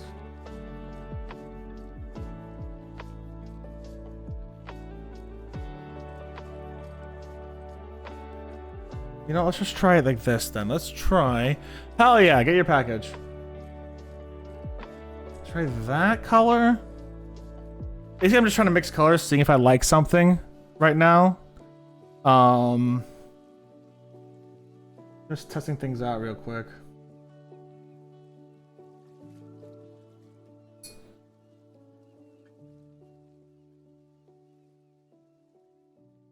You do.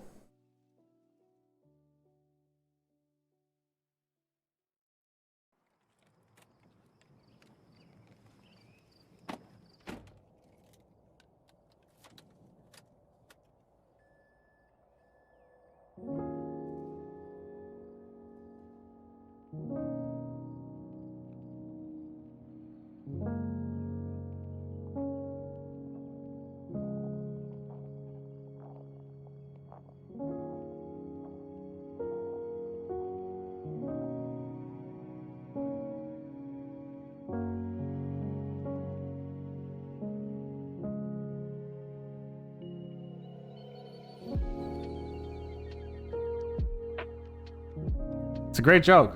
I like it. Like this.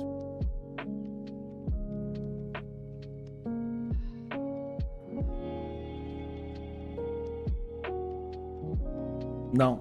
No, no, no, no. No, no, no, no. That didn't come out the way I wanted it to. That's fine. I can fix that up either way.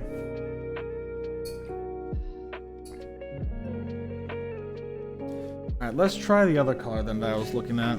Let's fix this up real quick.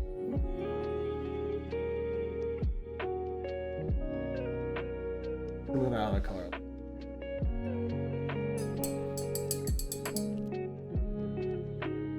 Yeah, fair enough. Package received? Hell yeah, dude.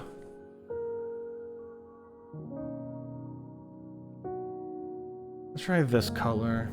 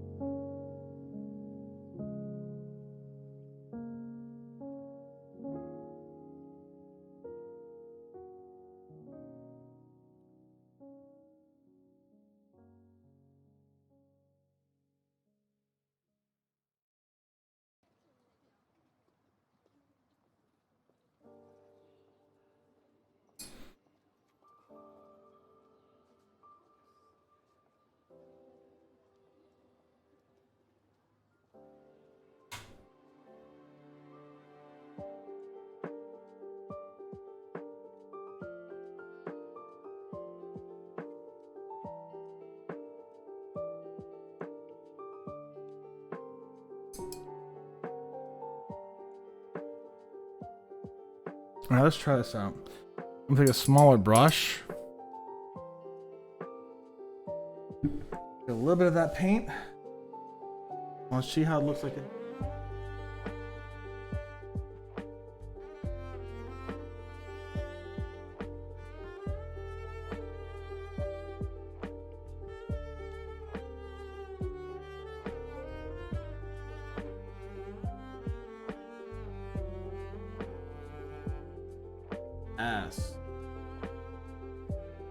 It looks very similar, but there is a very light, darker tone to it that I'm looking for. Like might be hold on, like right here. A lot harder to see.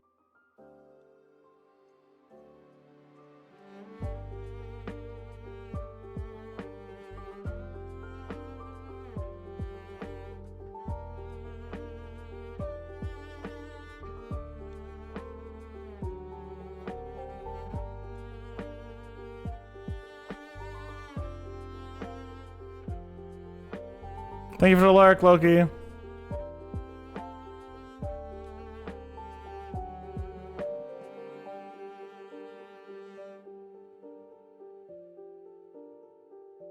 Alright. That's what I'm looking for. Let's do this.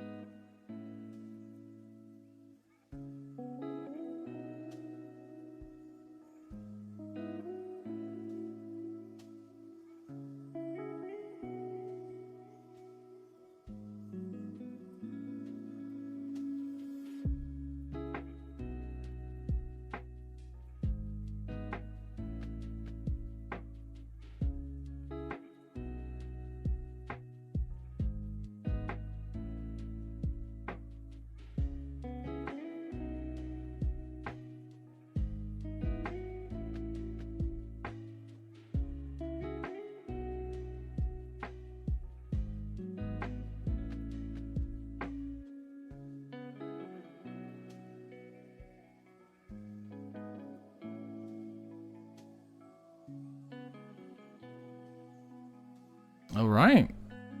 They taped the box for my GPU as if the tape were the only thing keeping the box together. Oh my god.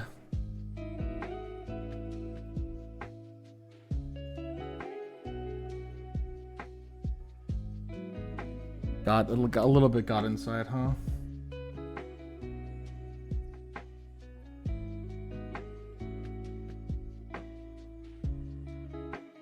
There we go. By the way, if y'all are lurking, thank you very much for lurk. I do sincerely appreciate it. Hey.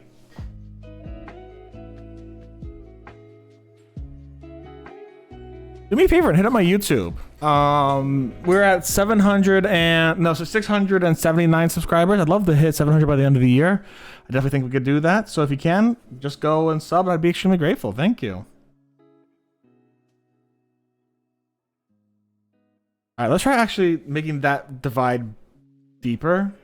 That's what I want to do. I want to try making that color differentiation deeper. Good evening, Abigail Islige. Oh, come on in, friend. How are you doing today?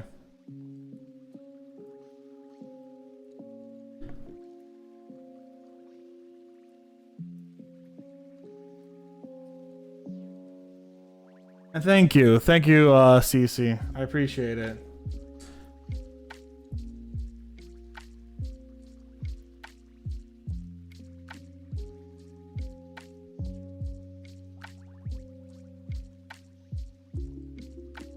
How about yourself? We're doing pretty well over here. Enjoying our day. Having a good, relaxing day. I'm trying to do some color mixing, see if I can find a color I really want to make this look better like. I think I'm almost there. We're using a lot of orange and a lot of red. Try to make it look better. But I'm getting there.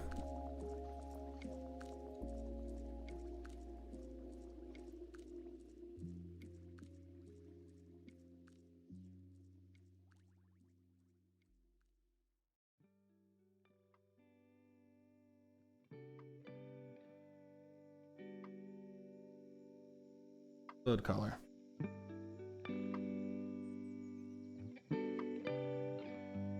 Add a little bit more of that cobalt red, actually. We should be good. Do you mini paint, Abigail?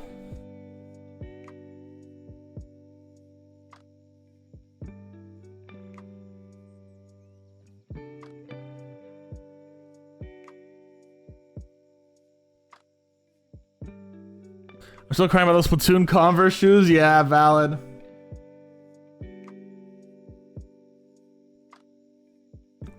That's darker, but not dark enough.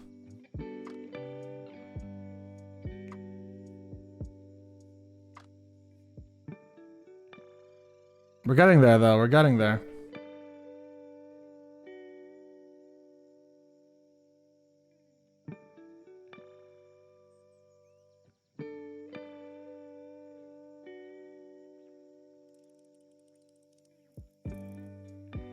Better. I finished assembling a model, considering starting on one I primed today, but it's scary because, oh boy, yep. I understand that. I am a novice in mini painting myself. I actually have my entire mini painting journey over on YouTube. I literally have like every mini I've painted there, which has been wild to every once in a while just go back and kind of rewatch them. But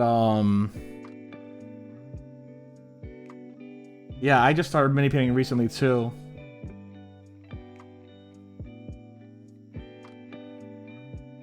I still think this isn't dark enough. No, yeah, it gets better if you're able to see it like right here. That's better. Which mini are you looking at, Abigail?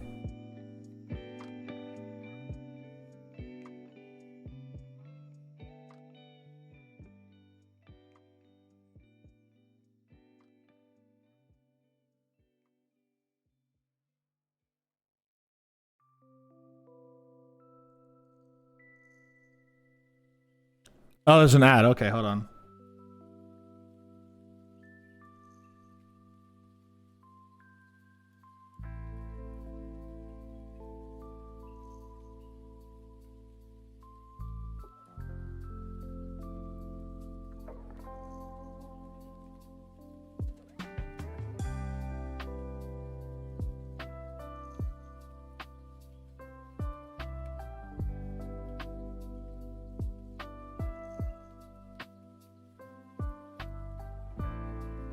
I finished putting together a Lord of Variants for my future Death Guard army. I might start painting a Mythic Blight Hauler. I'm guessing this is Warhammer 40k? Because if I recall correctly, the Death Guard are part of the Forces of Chaos, if I don't remember. When it comes to 40k, I have Lumineth Realm Lords from Age of Sigmar. And I think I'd enjoy Tau aesthetically speaking, but that's really about all I know. Yeah, I got some Lumineth Realm Lords from Age of Sigmar. I do not have much in the terms of 40k, unfortunately. My brother painted me some from 40k though. He's like, hey Steph, I'm gonna paint you your first Tau because I think you like them aesthetically. I'm like, you're right, I like them aesthetically. They're really cool. I know that's like the commie space cows, space fish, whatever it is. Everyone in 40k hates them. If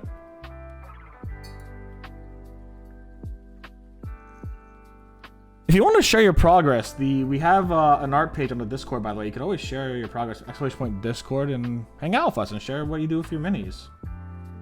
Love to see that shit. There have a few people who've shared their minis in the past in the Discord too.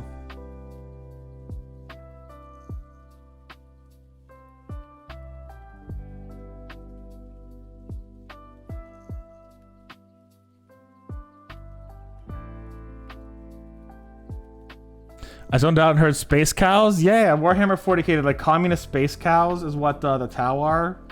They've got like hooves and they're blue and like they're communists, all about the greater good. And Warhammer 40k is typically like grim, dark, like late stage capitalism and stuff like that, and imperialism. Hey Abigail, fucking valid.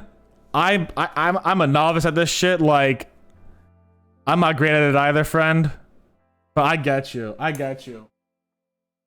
Cece, can you please type ! Discord for me, friend? Because like I do not have access to my keyboard right now.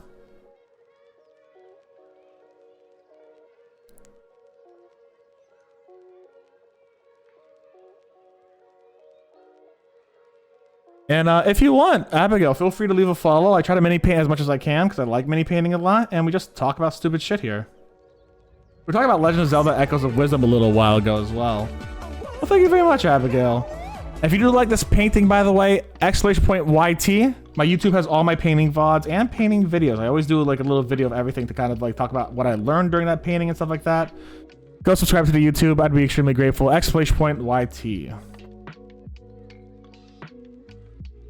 Thank you very much, CC. But yeah, I'm not great at mini painting, but I do love trying out things, and that's what I'm doing. Like this part of the squid is gonna be under, so it's darker, right? I've put like a little bit more of a brown red color on it. This part's a much brighter orange, and I'm gonna start highlighting it with more orange as well, but I'm gonna try to dry brush that highlighted orange on it, you know what I'm saying? I don't know what to do about the insides here yet. I'm not gonna lie, that's gonna be a pain in my ass. Don't know what to do about that yet. I mean, mod for a couple of my streamer friends. I'm happy to help. Thank you, CC. I appreciate it. I don't want to like make you. I don't want to like make you feel like you have to like do anything like that though. I just wish I had access to my keyboard as easily as I typically do. All right, let's make this a little brighter. We're gonna make a brighter shade of orange to do the highlights. We're mixing Cambion Crimson and Rust Monster from the D&D Army Painter collab. What's your are the fuck, oh god damn it, I forgot what they're called already. Hold on, I'm gonna go scroll up. Is your Death Guard your favorite army, Abigail?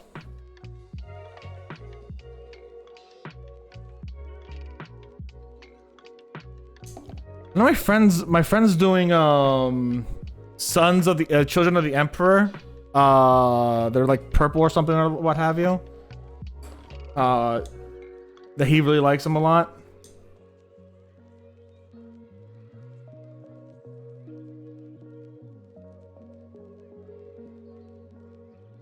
Children of the Emperor, huh?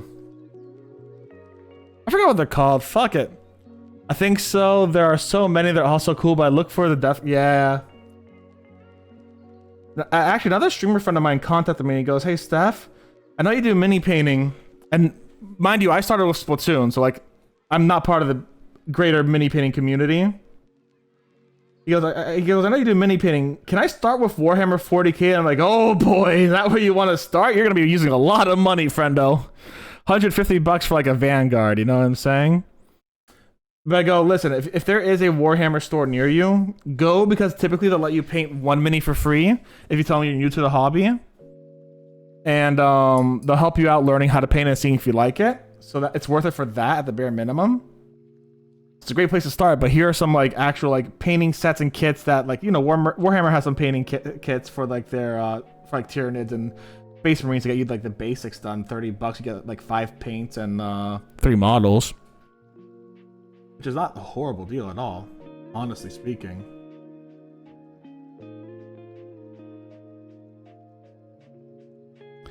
But Army Painter is just so much fucking cheaper. I still, these are the Army Painter paints I bought like last year, essentially. And I'm still using them.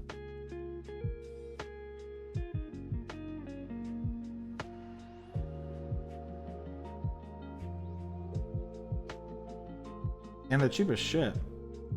They're about half the price to to 3/4 the price of Games Workshop paints. And pretty much the same quality, honestly.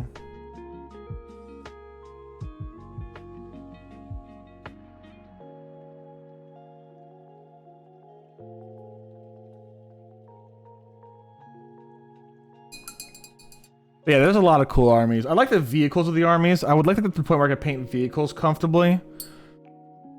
They can't do that right now, but I would like to.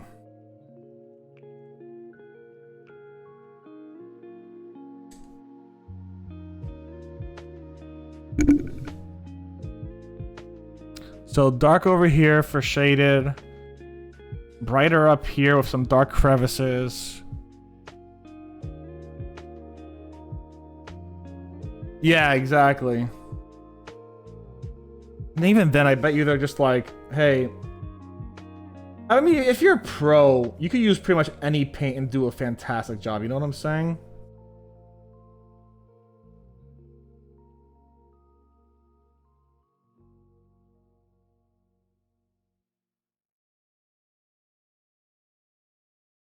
You know what? Let's actually make that a little lighter. I know I said, but I'm dry brushing it, so I wanted to make more of an impact. I don't want it to be so subtle.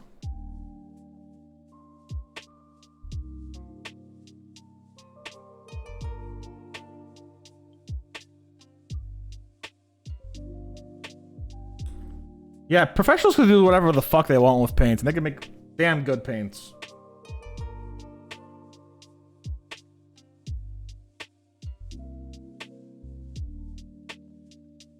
Pretty much anything they wanted to. They probably do have a little bit of brand loyalty to something, though. You know what I'm saying? That's better.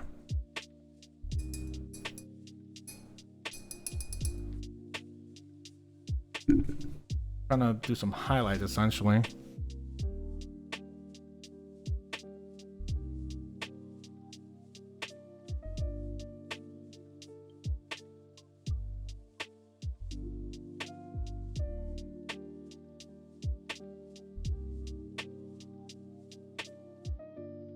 It's like, you know, a professional digital artist can make a masterpiece with fucking Microsoft Paint, you know what I'm saying?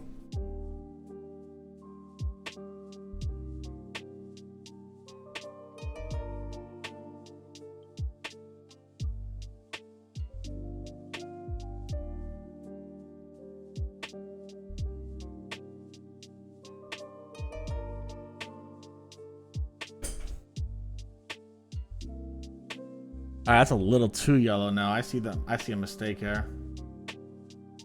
Don't like that. I'll have to fix that. All right. Back to the drawing board stuff. What if I just do white?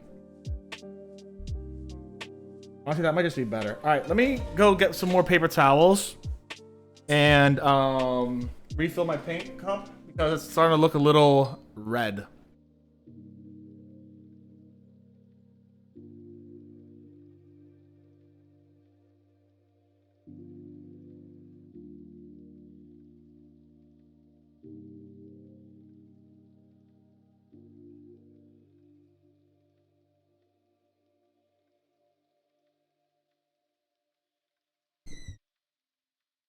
Ended up being a little weirdly. That ended up being a little too weird yellow. I didn't like it. I see what was happening with it. Didn't like it though. So like, I'm gonna try to not get like that. That color is not what I'm looking for. That yellowing, no. The brown back here, perfect. Yellow up here, no.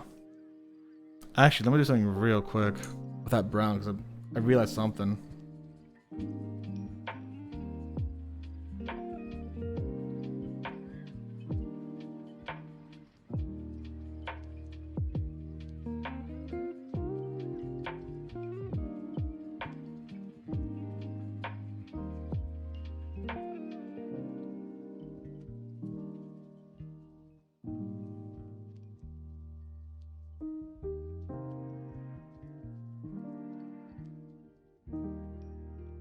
Made it a little just more solid. I saw it had like a lot of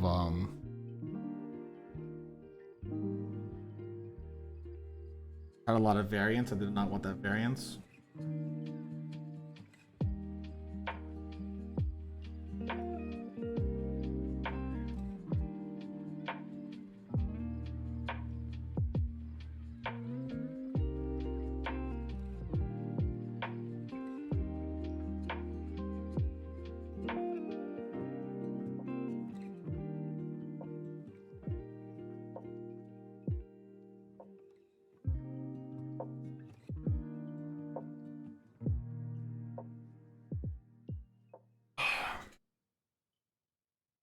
Hey, Microsoft Paint can be used for good shit. Don't dunk on it. If you know what you're doing, you can make some good shit out of Microsoft Paint. It goes for pretty much any program, though, I guess.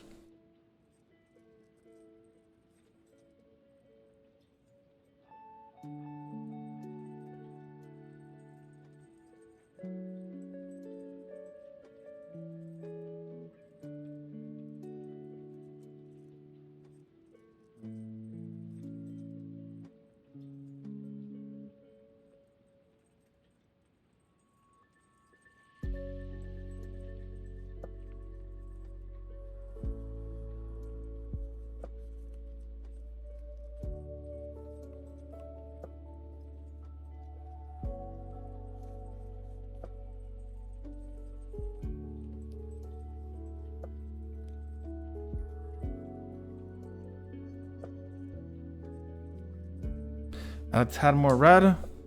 We're good. Start fixing that paint.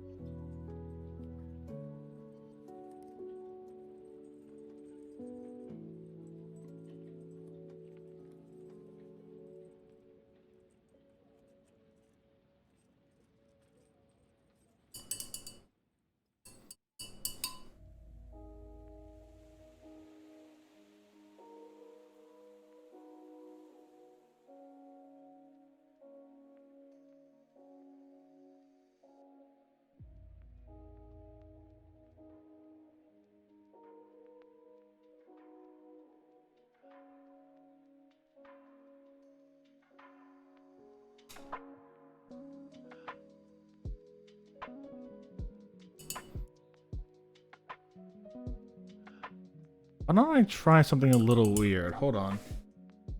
I try something a little weird.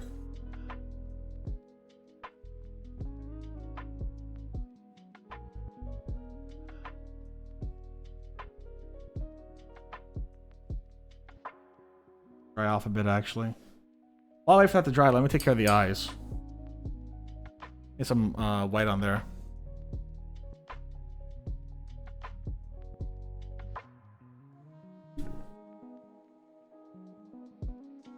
I'm pretty sure like squid eyes are just fucking massive pupils essentially though. So like I'm gonna have to do a little bit of white and then like really like matte black.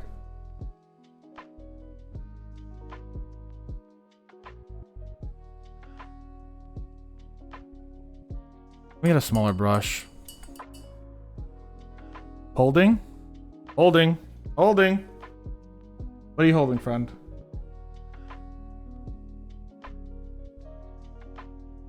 The Children of the Emperor? I'm trying to think of it. Fuck, man. I'm trying to think of what the fucking army my friend does is.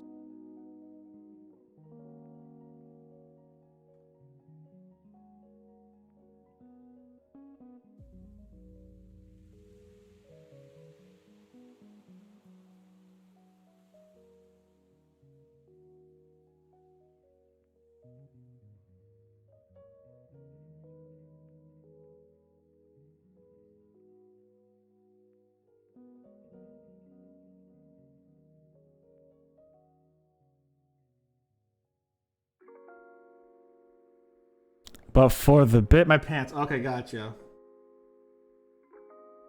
I do it for the bits, obviously. The bit. I do it for the bit.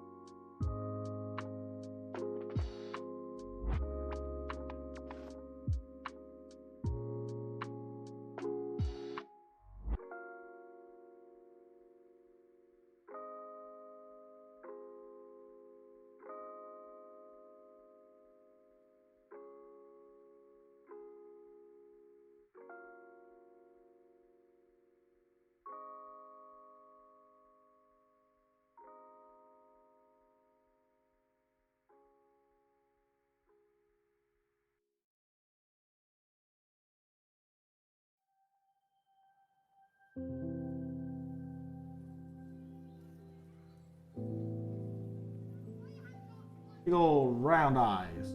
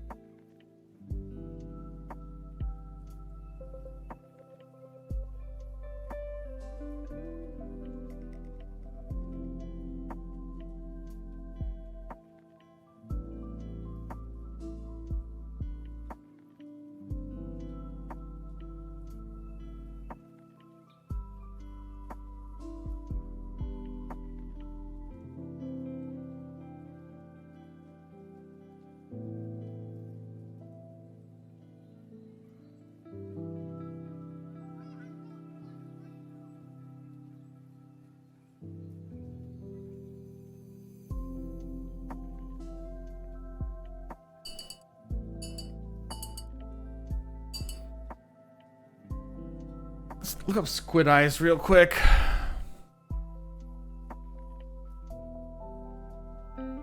Wait, actually, I have pictures of a colossal squid right here. Hold on. Yeah, there's very, very little white. There's like white on the bottom. The rest of the squid eye is like super, like pigmented black. Yeah, very, very much so.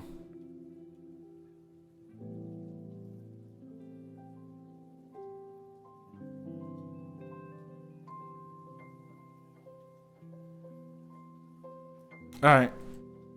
Kiwi Supreme, I love it. Fucking amazing. That's a great name.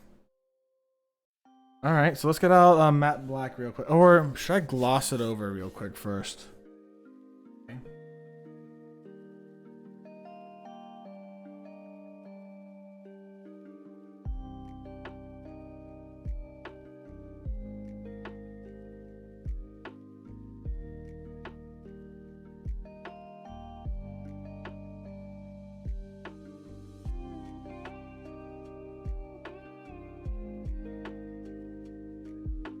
There we go. It's a subtler. It's a subtler shade there. That's what I'm looking for. A little subtler.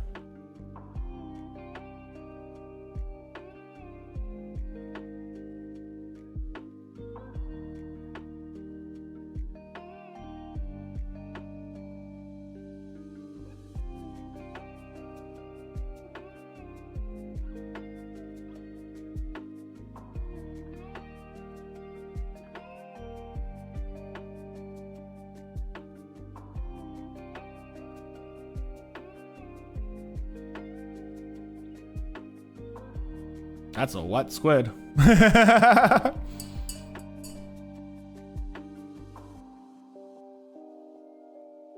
it a bit better here. Welcome back.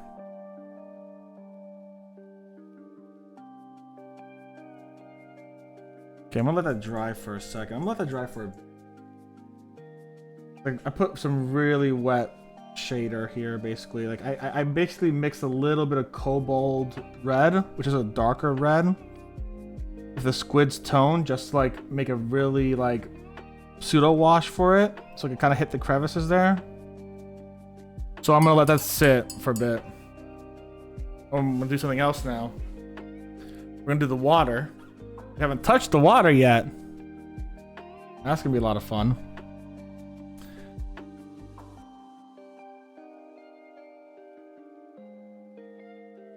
The trick for the water, to keep it translucent looking, is to do a lot of little, very thin coats. So I'm gonna have to redo this water real quick.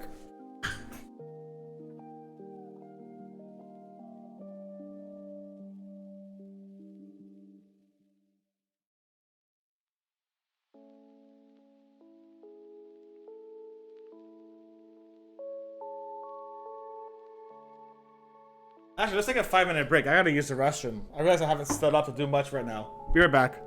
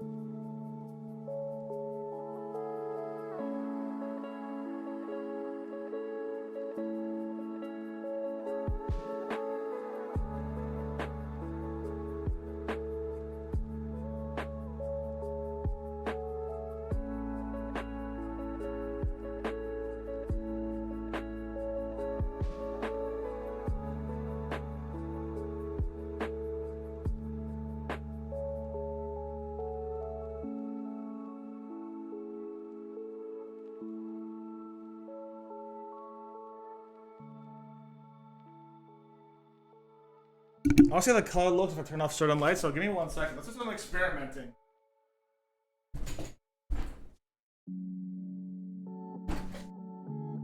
Ooh. Oh shit, how does this look? Probably not great, actually, now that I think about it.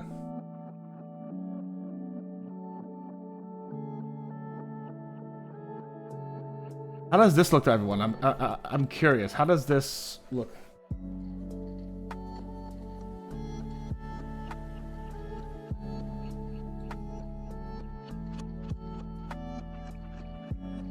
Thank you, thank you, thank you.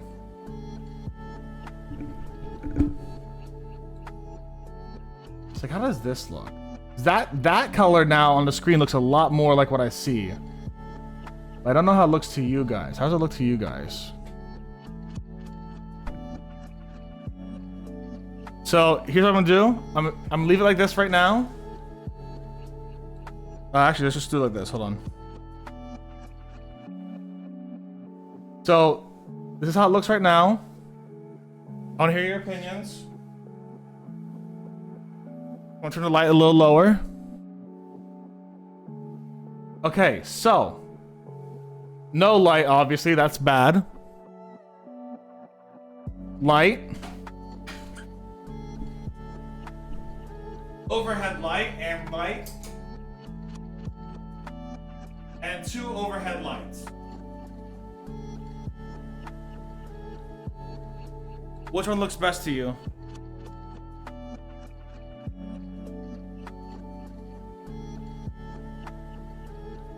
So, 1 overhead, no overhead. 1 overhead, 2 overhead. 1 or 2? Okay. I'm gonna keep it at 2 then. I'll keep it at 2. This makes it easier on me. I usually have 2 up anyways. Alright, cool. Alright. So, let's start the water. Literally.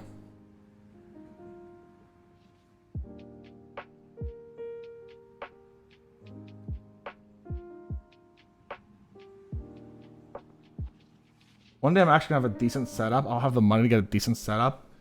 Y'all can actually see like what I see. I'm gonna get a better camera one day. I really do want a better camera. One day, man.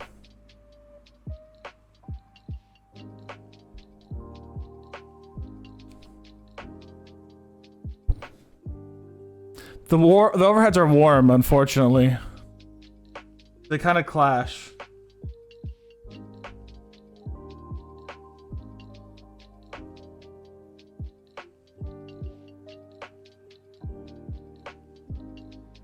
Actually, I got an idea.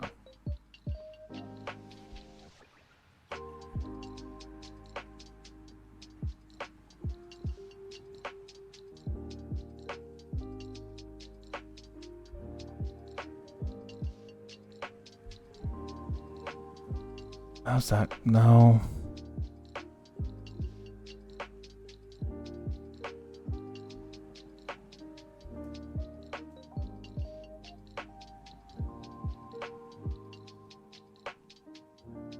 Yeah, I mean, either way, as long as it looks good on stream, I'm happy.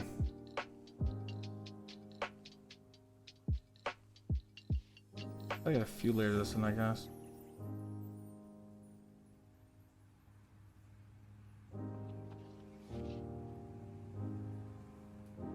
I'm trying this out. I've only done transparent paint once. So, like, I don't know how this is going to work out, I'll be honest. And the first time I did it, there were some bits that came out really good. Some bits that did not.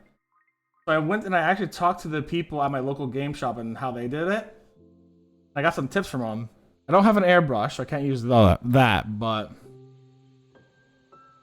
basically it's like put very thin, nearly like empty coats on them. Eventually it's going to build off itself. You want it to be like super washy, essentially.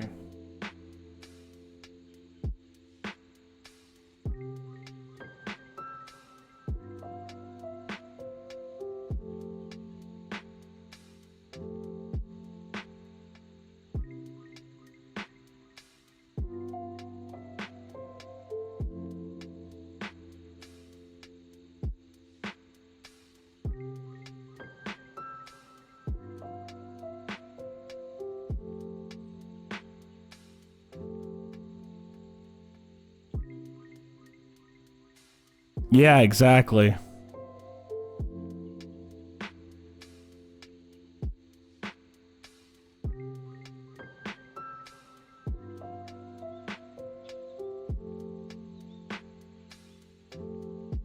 Let that dry a little bit.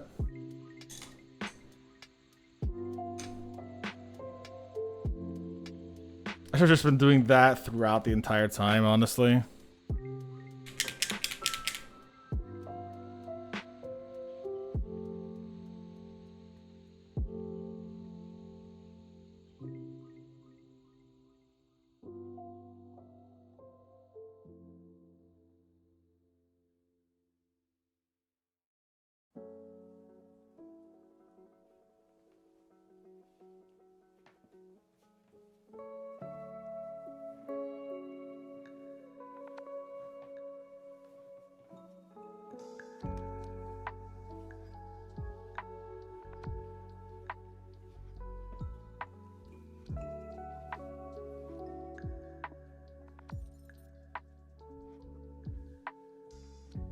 Big ol' lie. Can you focus a little bit, buddy? There we go.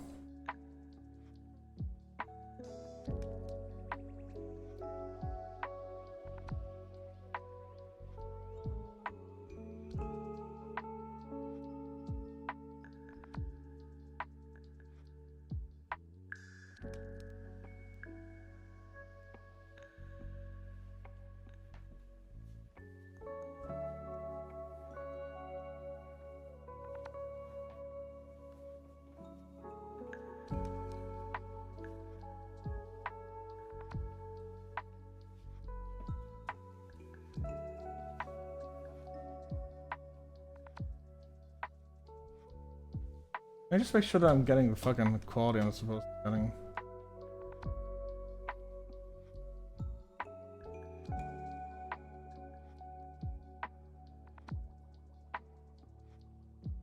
Yeah, okay, I think it's good.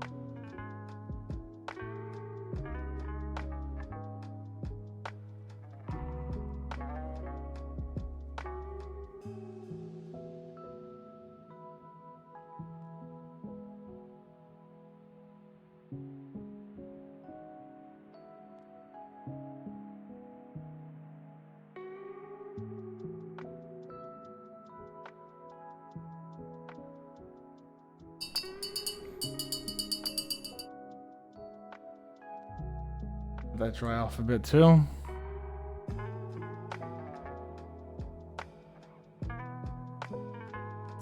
Get some of the indigo out too.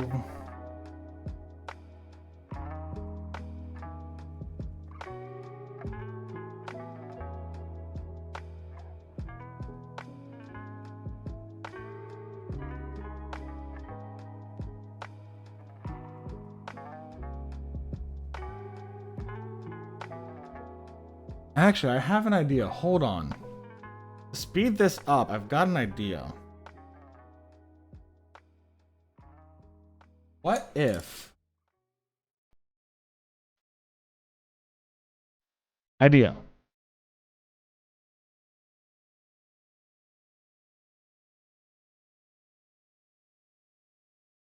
What if I dry brush on it first? That way I get paint on there that will dry. And that way I can paint over that too. I think I got an idea. Yeah, I think I got an idea. And dry brushing only puts like a gentle amount of particles on there anyway. So like, why dry brush?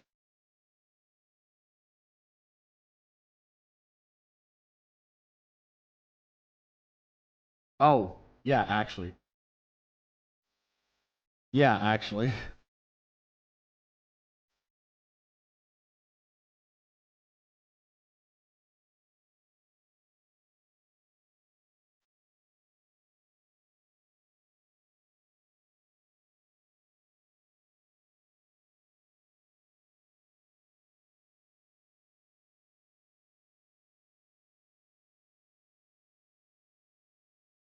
Like, look at that.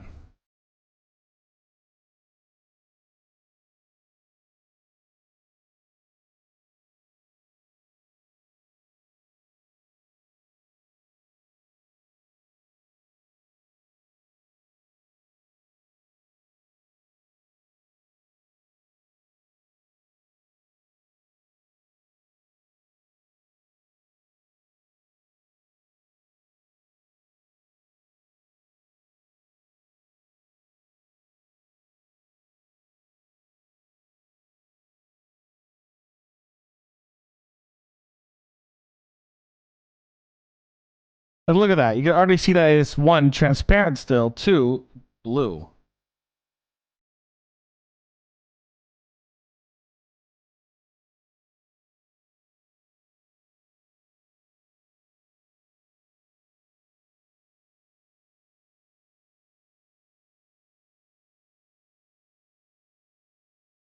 Like, look at that. That is significantly blue.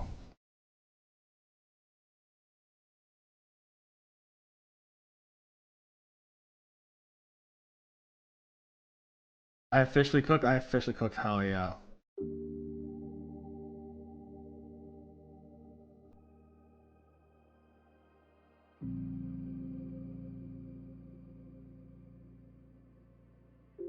That's just gonna be the base layer because like I don't want to. Dry brushing is not gonna be the whole thing.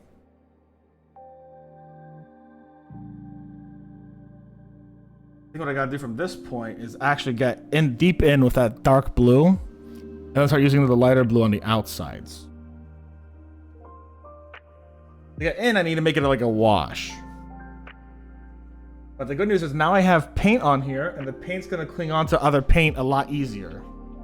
You know what I'm saying? Paint clings on the paint better than plastic clings on the paint.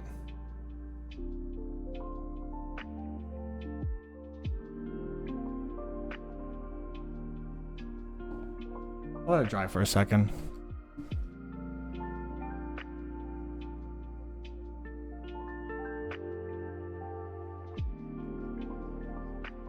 Give it like a solid second.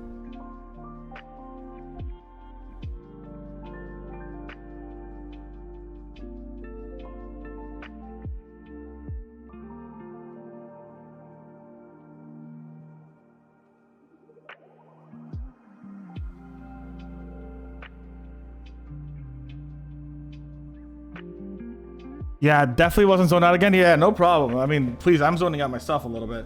Like, I'm just hoping I did that right. Like, again, you guys see a little bit of a lighter version. This is a lot darker than it is. And what I'm gonna do actually, in my shortened video that I put on YouTube, I'm gonna actually take a picture of the mini outside in natural light and put that there too, so you guys can see what I see.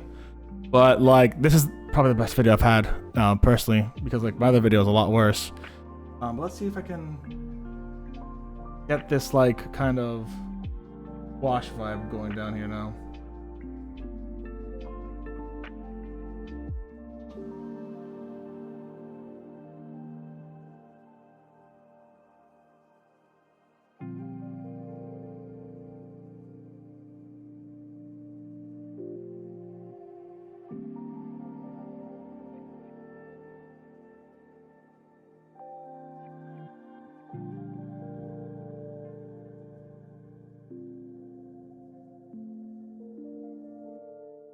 If anyone knows how to actually mini paint and I'm hurting you guys from my methods of mini painting, I'm sorry.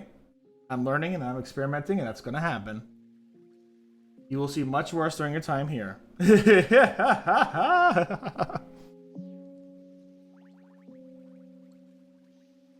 All right, let's leave that to the side to dry. All right, so what do we got to do for you now? I wanted to do something with you. Right, okay, so I wanted to highlight you a little bit on the sides here and on the fins, righto? Well, I appreciate you being here to vibe until you go to work. I appreciate that a lot. So let's actually do it like this, right? Little there.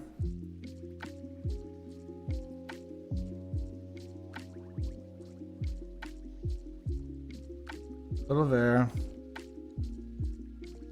And a little here.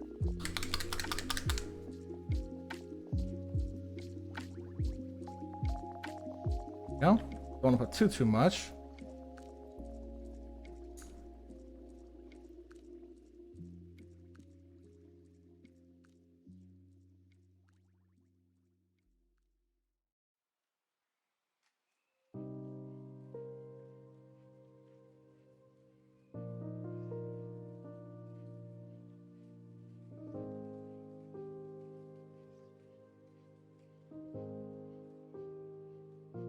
Careful with that.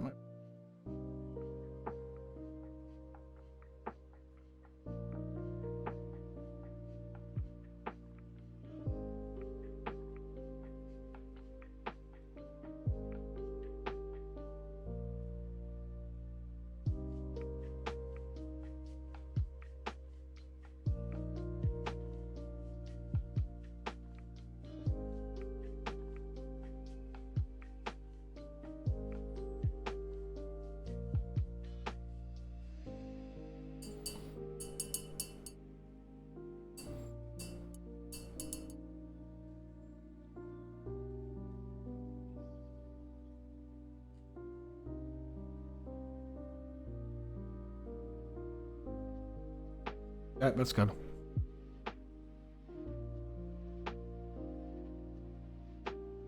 All right, let's give it a shot.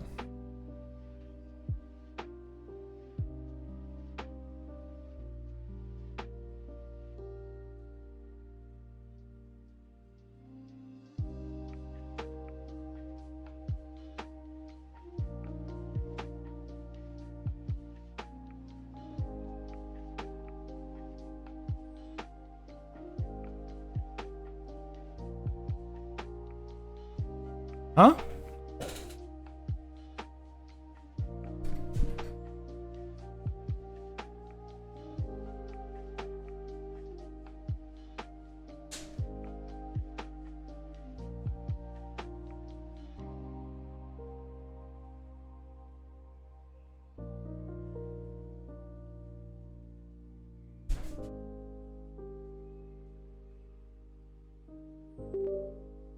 There we go. All right, there we go. Had to plug in my phone because it was starting to yeah. No, I don't think it's good that way. Let's do it like this. Let's do it like this. Let's just do it like this, right?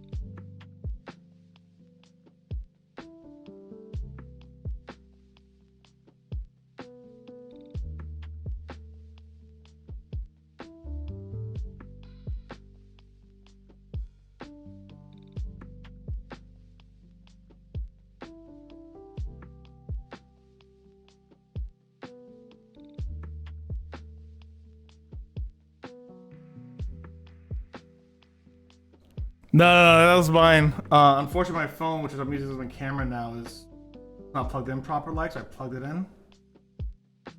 And it should be charging, hopefully. If it dies, well, that'll be interesting.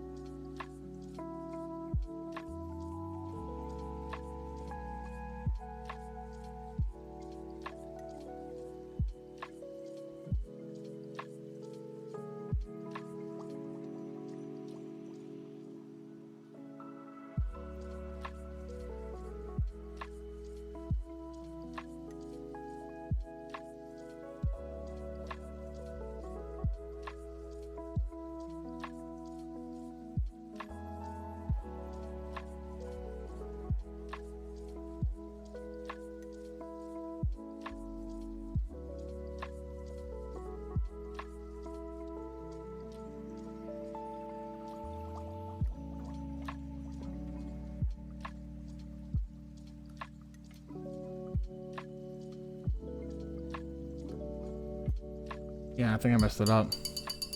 I can fix that. I can fix it. I think that's too hard to fix.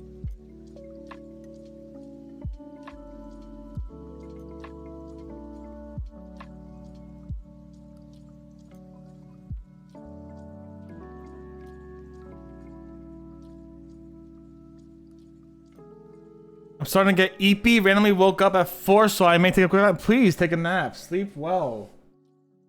Lurk to the dulcet, sleep to the dulcet tones of my voice and the lo-fi.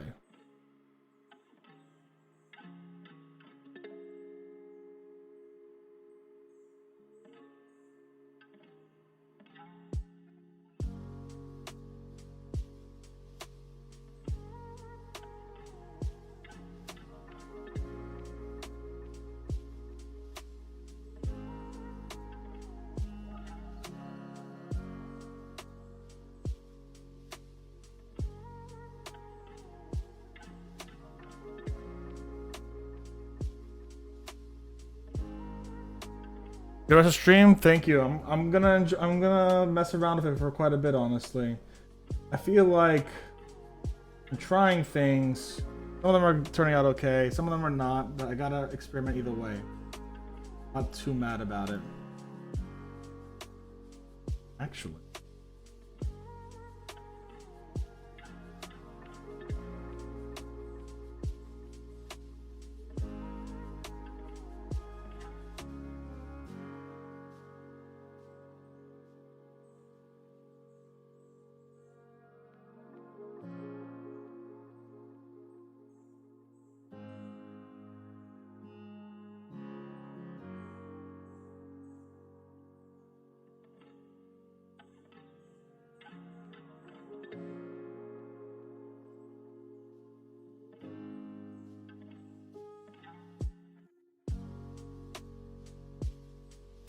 I accidentally solved my own issue, actually. Made the highlights less extreme, but it fits in a lot better. I'd probably still use that extreme highlight on very specific areas. It's still looking good on the mantle. Extreme highlight. Less extreme highlight. In color, looks better everywhere else.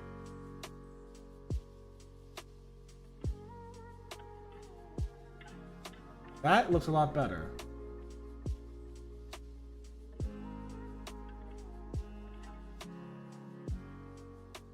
Leave that alone for a bit. Let it dry off.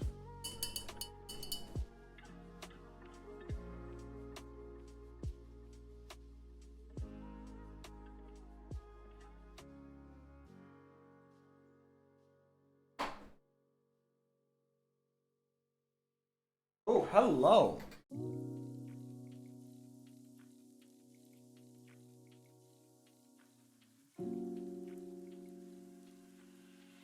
Try this out for a second.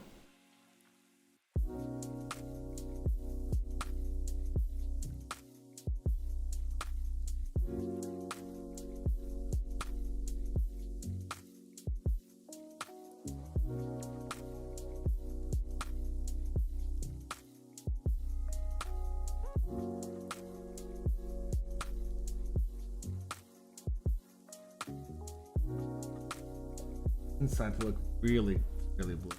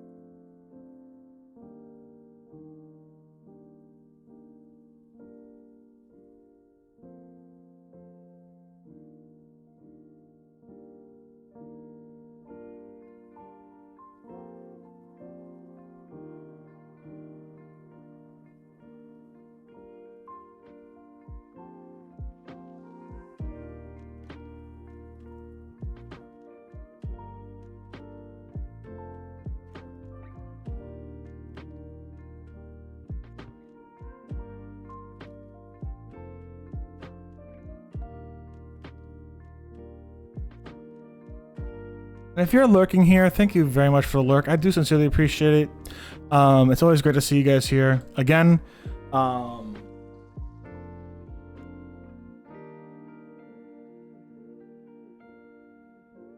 If you want to see my previous mini paintings, they're all over on YouTube. That's the link right there. Go check it out.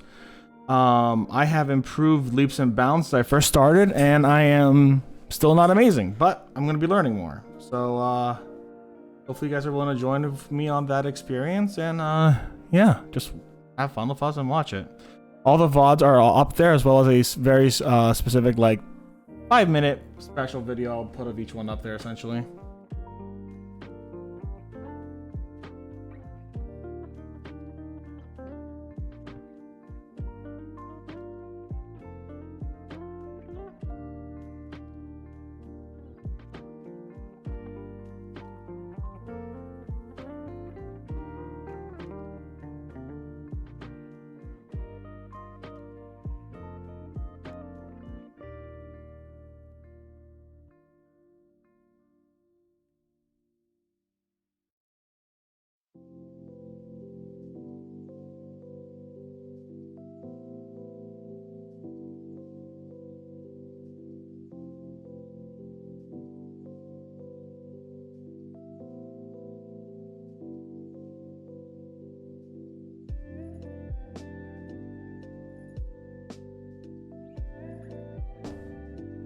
That's turning out very blue, and I like it.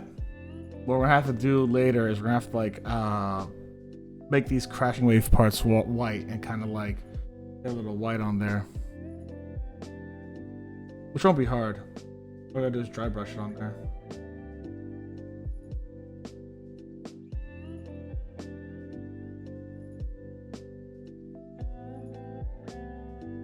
We have to do a few now.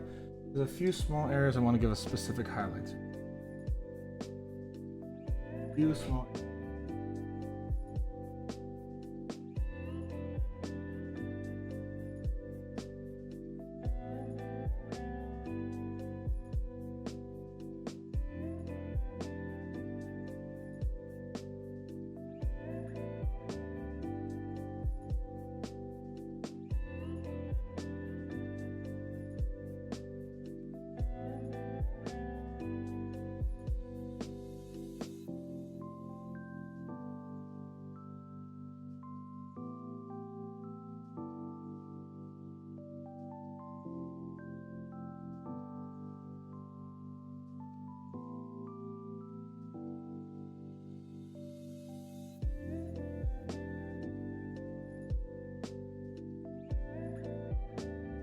I'm trying to the concept of less is more.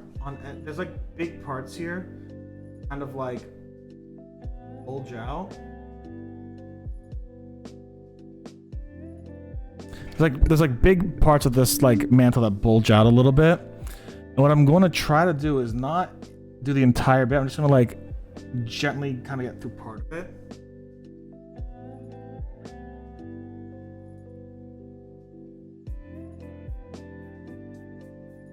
How well that works out, because like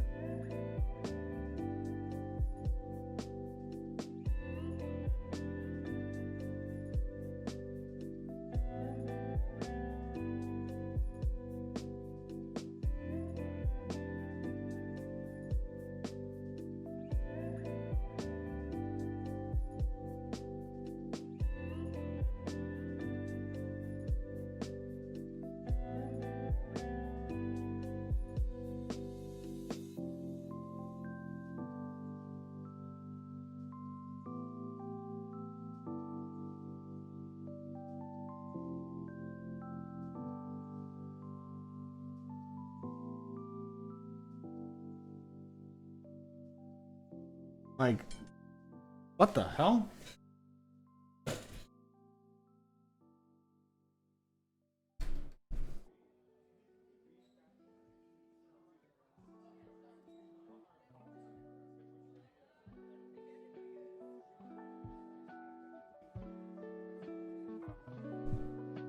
Give me one moment. Screen's gonna turn off for a second. Yeah.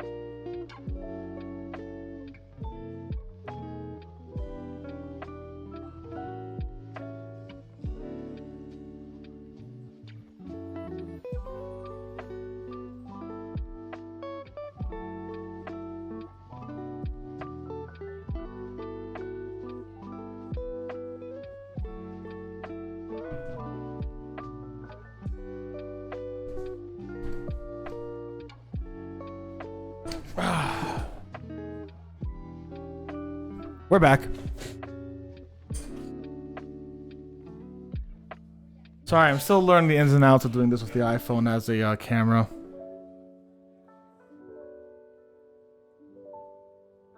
Gonna be a little bit probably. But yeah. So those little tidbits, these just little like scratches essentially on the surface of this guy's skin. Hitting those with a little bit of the biggest highlight, I think, is dope. But other than that, nothing.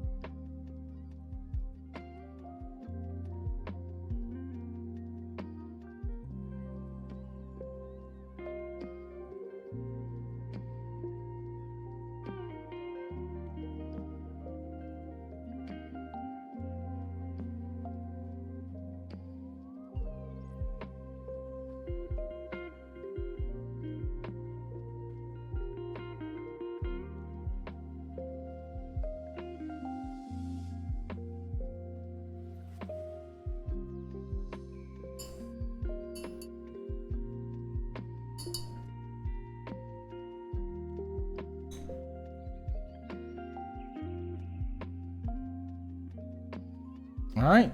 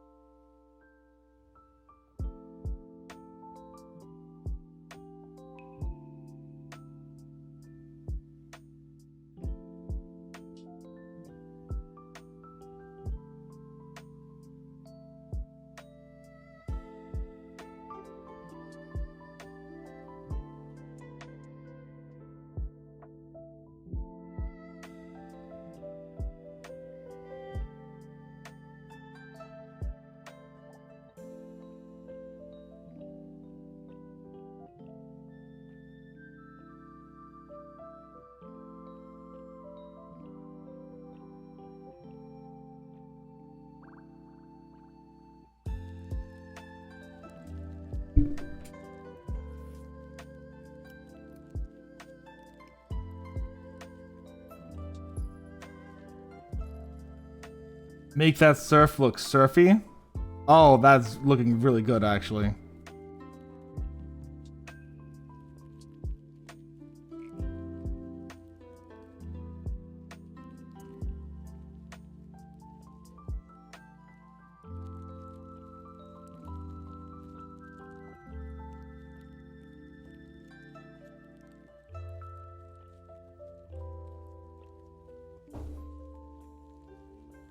Nothing I'll probably want to do in there.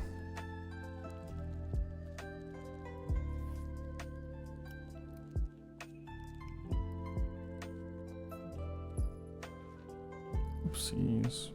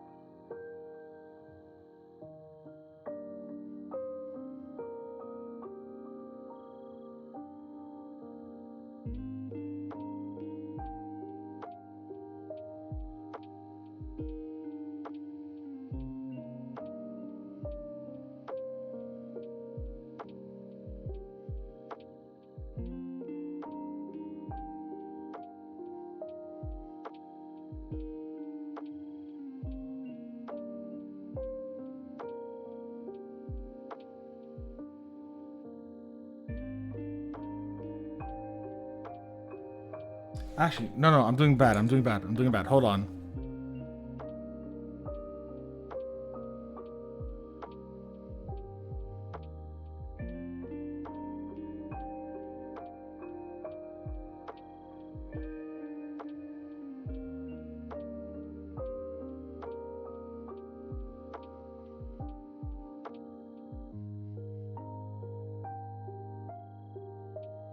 What I can do instead...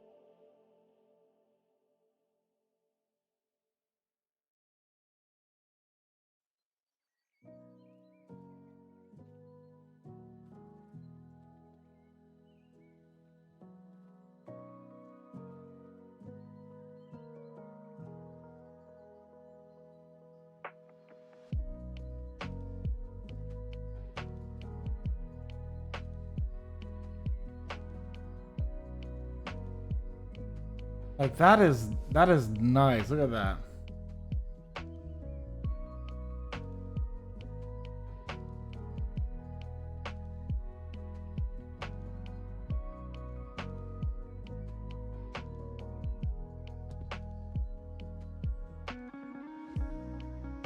That is pretty nice.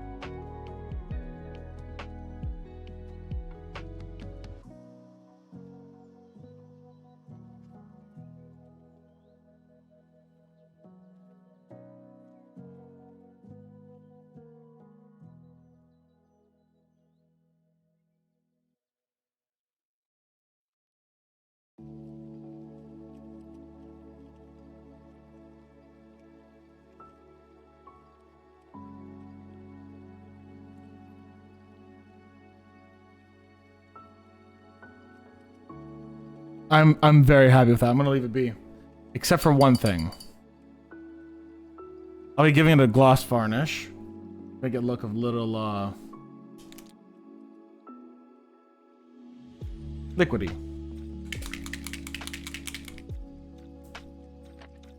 In a second.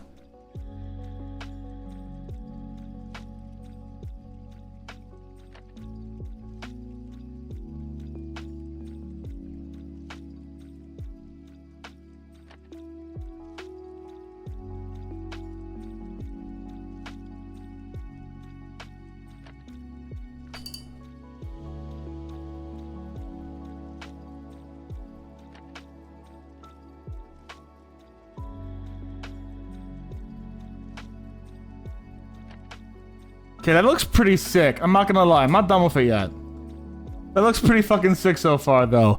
Like, you can't deny. This looks kind of sick. I am fucking down with this. I love this.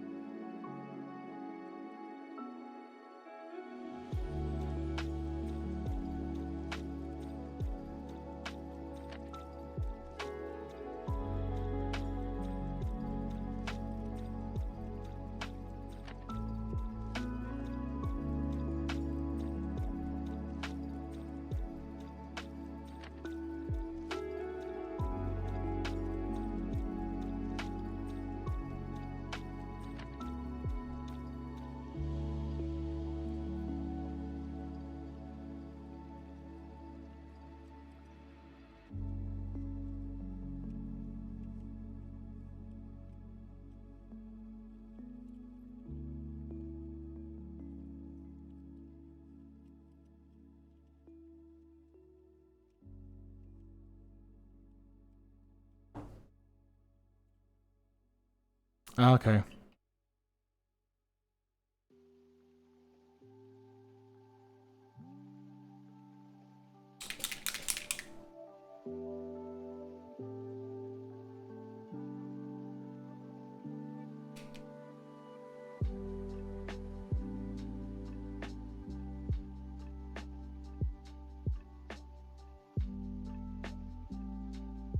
So let me do quick gloss varnish on the eyes too, because I forget, because I will forget them.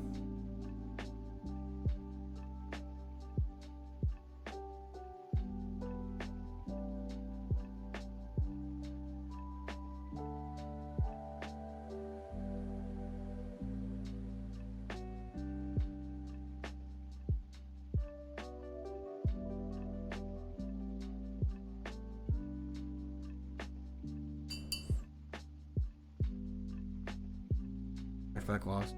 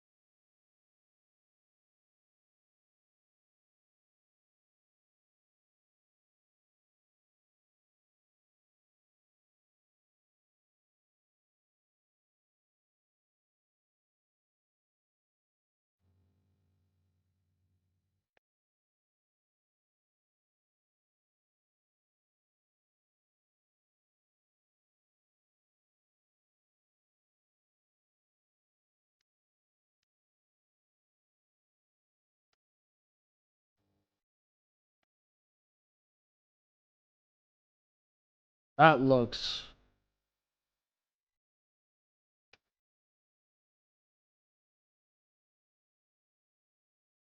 really nice.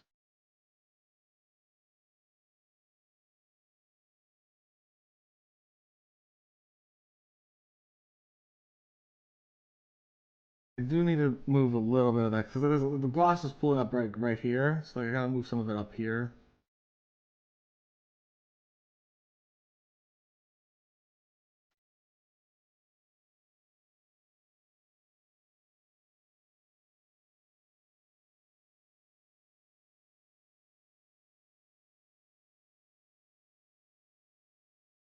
Try for a bit.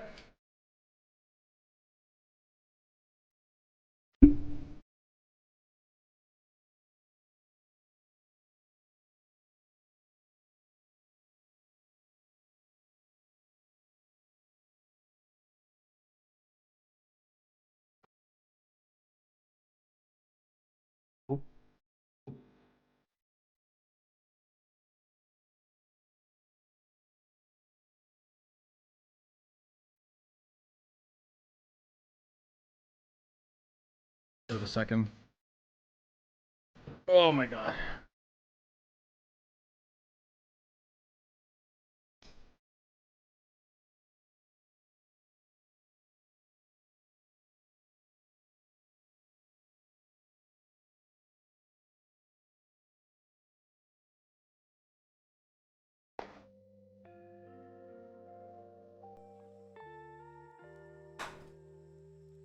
All right, so only have 1 or 2 more things to do, and I gotta let things dry first. So, here's what I used for the body of the squid.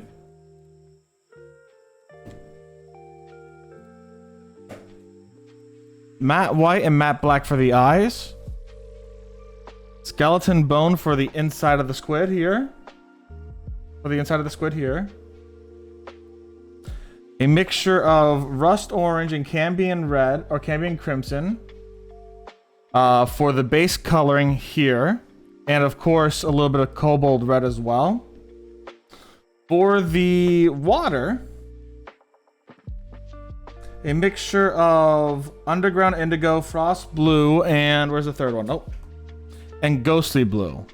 Of course, with a little bit of matte white to finish it. So those are the colors I used and I mixed around and had fun with. I know I said there's more colors at the start of the stream, but I mixed around with those and didn't like how they came out. So these are the colors that I used for the final product, essentially. These right here, bam.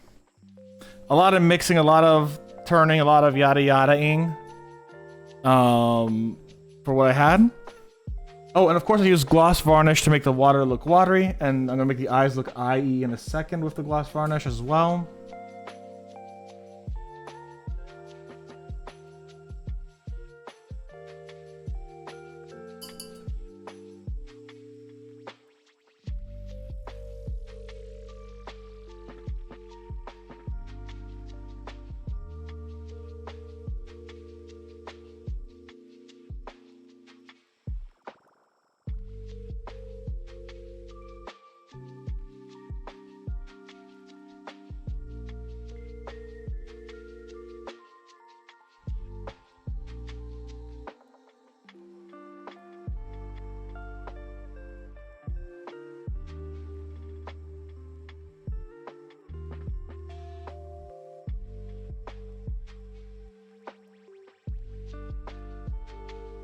Like some minor details I would love to fix it.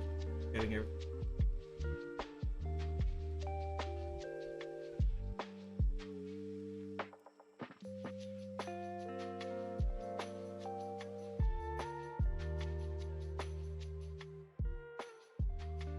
But pretty happy with it overall. All right. So separately, water.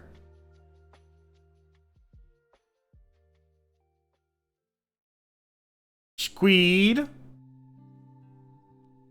Backside is darker because of shade, obviously.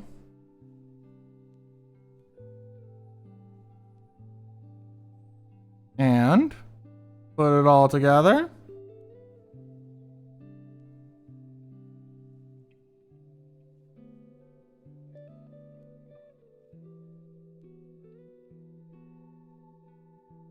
Why is it not focusing? Come on.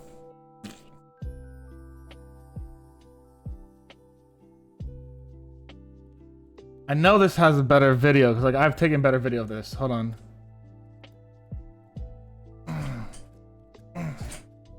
Hey Finn. Not too much longer.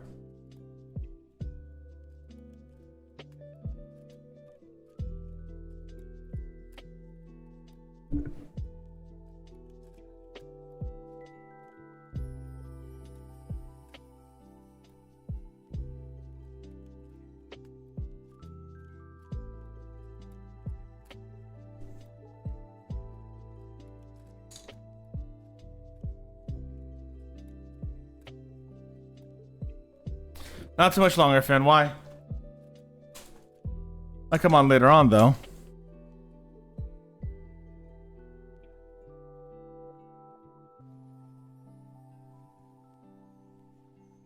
Yeah, I'm having... My iPhone camera's having a hard time focusing, isn't it?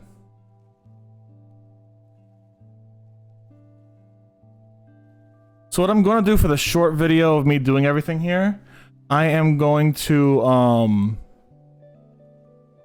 put a picture on the video itself. That way you guys can see what I see. However, it's not bad, even when I'm showing you like this. I'm gonna do my best to compare the video quality of this and my older ones, because maybe this looks better, maybe this looks worse than my older videos. I swear, like my iPhone should be able to do a lot better video than this. But alas, here we go. This is the boy. A lot of work to do on just making circles well on the eyes, but still. Not perfect. Still learning. Happy. Got all these little things here. I'm very happy with that.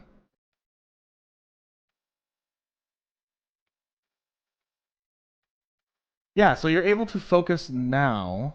Not here.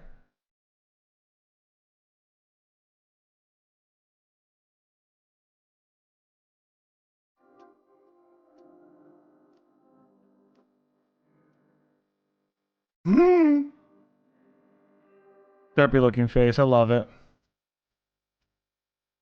Not a single thought in his eyes.